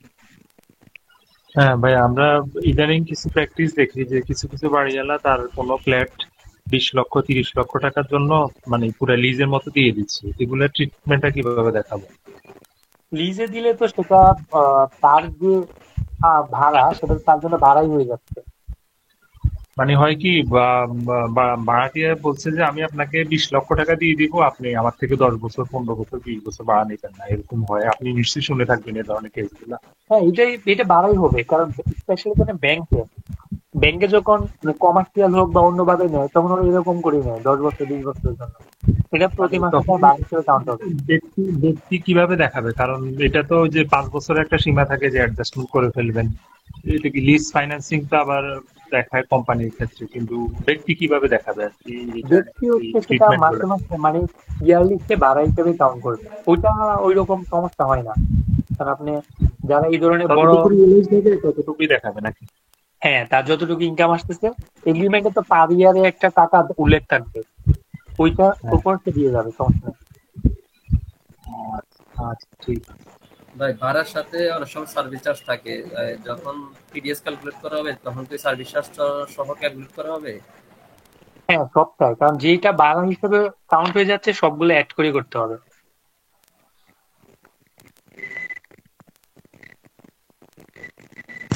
ভাইয়া, একজন এমপ্লয়ি আর কি 50,000 টাকা অ্যাডভান্স নিয়েছে, এটা কি স্যালারি সার্টিফিকেটে দেখাতে হবে? কারণ না, না, এটা দেখানোর দরকার নেই। পরবর্তী বছরে তো তার স্যালারি থেকে টাকা কাটা হবে এটা ইনকাম ও ইয়ারে। ও হচ্ছে, এটা কি করবে, ও যেহেতু পুরো 12 মাসের হিসাবটাই দেখাবে, অথবা দুইটা অপশন আছে, কিন্তু পরবর্তী যদি মনে হয় যে এবার দেখাবে না, সে 1 বছরের মধ্যে ইনক্লুড করতে যাচ্ছে না, সামনের বছর করবে, তাহলে সেটা রিডিউস করে দেখানো যায়। অথবা যদি বলে না ট্যাক্স দিয়ে দিব, সামনের বছর দিব না, সেক্ষেত্রে মানে না দেখানোই বেটার। মানে তার নিয়েছে 24-25 অর্থ বছরে অ্যাডভান্স নিয়েছে, কিন্তু তার ট্যাক্স এখনো স্যালারি থেকে টাকা এখনো কাটা হয়নি। তো আর মানে সামনে 2-3 মাস পরে থেকে কাটা হবে, তো এই এটা জন্য আর সমস্যা কি। নাই, এটা এমপ্লয়ি কোনো প্রবলেম ফেস করবে না। আপনার কোম্পানি যেটা করা এটা করবেন, স্যালারি সার্টিফিকেট দেওয়ার দরকার নেই। তাহলে ভাইয়া ওই পরবর্তী যে স্যালারি 26-এর জন্য যে স্যালারি সার্টিফিকেটটা প্রদান করব, তাতে কি তার ওই যে ডিডাকশনটা হবে ওটা কি দেখাবো যে এত টাকা করে ডিডাকশন করছি না, প্রতি মাসে? এটা দেখানোর দরকার নেই, এটা আপনাদের স্যালারি সার্টিফিকেট নেওয়ার দরকার নেই, আপনাদের মধ্যে রাখাই দরকার। ভাই, শিক্ষকদের যে ওই টিউশনি থেকে যে আয়টা আসে, এটা কি হিসেবে দেখানো? আদার্স ইনকাম হিসেবে দেখাইতে হবে, অথবা টিচারের সেটা যদি বিজনেস হিসেবে হয়, কিন্তু বিজনেস হিসেবে বা এটা পেশাই হয়, স্পেশালি বিজনেস টাইপের দেখানো যায় যদি ও ব্যাচ পড়ায় নিয়মিত। হ্যাঁ, যদি বিজনেস দেখানো হয় তাহলে যেটা পেশা যদি দেখানো হয় তাহলে তো ওইখানে সে এই এক্সামশন পায়। হ্যাঁ, এই কিন্তু বিজনেস দেখাইলেও তো সে খরচ পাবে, আদার্স যেমন তো সে এক্সামশনটা পাবে না, তাই না? এক্সামশন পাবে না, কিন্তু আপনার রুম ভাড়া হাবিজাবি এর পিছনে খরচ কিন্তু অ্যালাউয়েবল পাবে। যেমন ডক্টরদের ক্ষেত্রে যেটা দেখানো হয়, ওরা কিন্তু একটি মানে বিজনেস হিসাবে দেখানো হয়, সেক্ষেত্রে কিন্তু ডাক্তারদেরটাও তো ওই পেশা হিসেবে দেখানো হয় বিজনেস। না, এটা বিজনেস হিসেবে দেখানো হয়, সেক্ষেত্রে দেখা যায় ও একটা খরচ, বড় অঙ্কের একটা খরচ অ্যালাউয়েবল পায়, সেটা হচ্ছে সুবিধা। এটা তো ডাক্তারদের যে ইনকামটা, এটা ওই পেশা হিসেবে দেখানো হয় না ভাইয়া? না, এটা বিজনেস হিসেবে দেখানো হয়, যারা স্পেশালি প্র্যাকটিস করে বা বাইরে চেম্বারে বসে। এটা কি ভাইয়া কি ইনকাম বললেন? বিজনেস। কোন ইনকাম? বিজনেস। সেটাই বলতেছে, এটাও তো বিজনেস। তাহলে এই টিউশনিটা কিভাবে দেখাবো? টিউশন যদি মনে করেন আপনি একটা টিউশন দিয়ে করান, এটা আদার্স হিসেবে দেখাবেন না, কারণ আপনি ব্যাচ করান 20 জন 50 জন একসাথে, বা 10 লাখ 12 লাখ 5 লাখ এরকম টাকা হয়, সেক্ষেত্রে ব্যবসা হিসেবে দেখাতে পারবেন। ব্যবসা। আর যদি সে নিজের বাসায় পড়ায়, সেটা আদার্স ইনকাম বা আদার্স ইনকামে দেখাতে পারবেন যদি কম হয় টাকার অ্যামাউন্টটা। আচ্ছা ঠিক আছে। আচ্ছা, আজকে আর প্রশ্ন নিচ্ছি না, মনে হয় পরে যে কোনো সময় কেটে যেতে পারে। তাহলে আজকে এটুকুই। কেমন লাগলো ক্লাস একটু যদি বলতেন। আলহামদুলিল্লাহ ভাই, অনেক ভালো হয়েছে। কারণ আজকে আমি নিজেও যেসব ক্রিটিক্যাল তো মানে বোর হয়ে যাওয়ার মতো, সবাই একটু হয়তো বিরক্ত হয়ে যাবে, বলবে। আর যারা নতুন আছে অবশ্যই আমি তাদেরকে বলছি পরিশ্রম বেশি করতে হবে ভাই। আর আপনার জন্য সুযোগ আমি বলতেছি, আপনি প্রবলেম ফেস করবেন আর জিজ্ঞেস করবেন, ইনশাআল্লাহ সলিউশন হয়ে যাবে। গুলা তৈরি করবেন, চেষ্টা করবেন যে একটু বেশি ডিপ এবং কমপ্লেক্স কেস রাখার জন্য, যাতে করে আমরা প্র্যাকটিক্যালি না প্র্যাকটিক্যাল আমি ওইরকম রাখছি যেগুলো রিয়েলি ফেস করবেন, কিন্তু আসলে আমার মনে হচ্ছে সিলেবাসের লেন্থটা বেশি হয়ে গেছে, যেটা 2 ঘন্টা কভার করতে পারতেছি না। হচ্ছে জাস্ট ওই কমপ্লেক্সিটি গুলো রাখেন, যাতে আমরা প্র্যাকটিক্যালি করতে গেলে কাজের ক্ষেত্রে যেন দ্বিধাদ্বন্দ্ব না থাকে। সেটার জন্য আপনার মানে 4 নাম্বার ক্লাস 5 নাম্বার ক্লাস থেকে ইনশাআল্লাহ শুরু হবে। এর আগে থাকবে 2 নাম্বারে থাকবে না, 2 নাম্বার কম থাকবে, 3-4 থেকে শুরু হবে। মানে যাই করেন কমপ্লেক্স রাখিয়েন, তাহলে খুব ভালো হয় আর কি। আমি ভাবতেছি অল্প রাখবো, সেটা একটু কমপ্লেক্স রাখলে মনে হয় বেনিফিট হয়, বা হ্যাঁ, যেন কোথাও আটকাতে না হয় আর কি।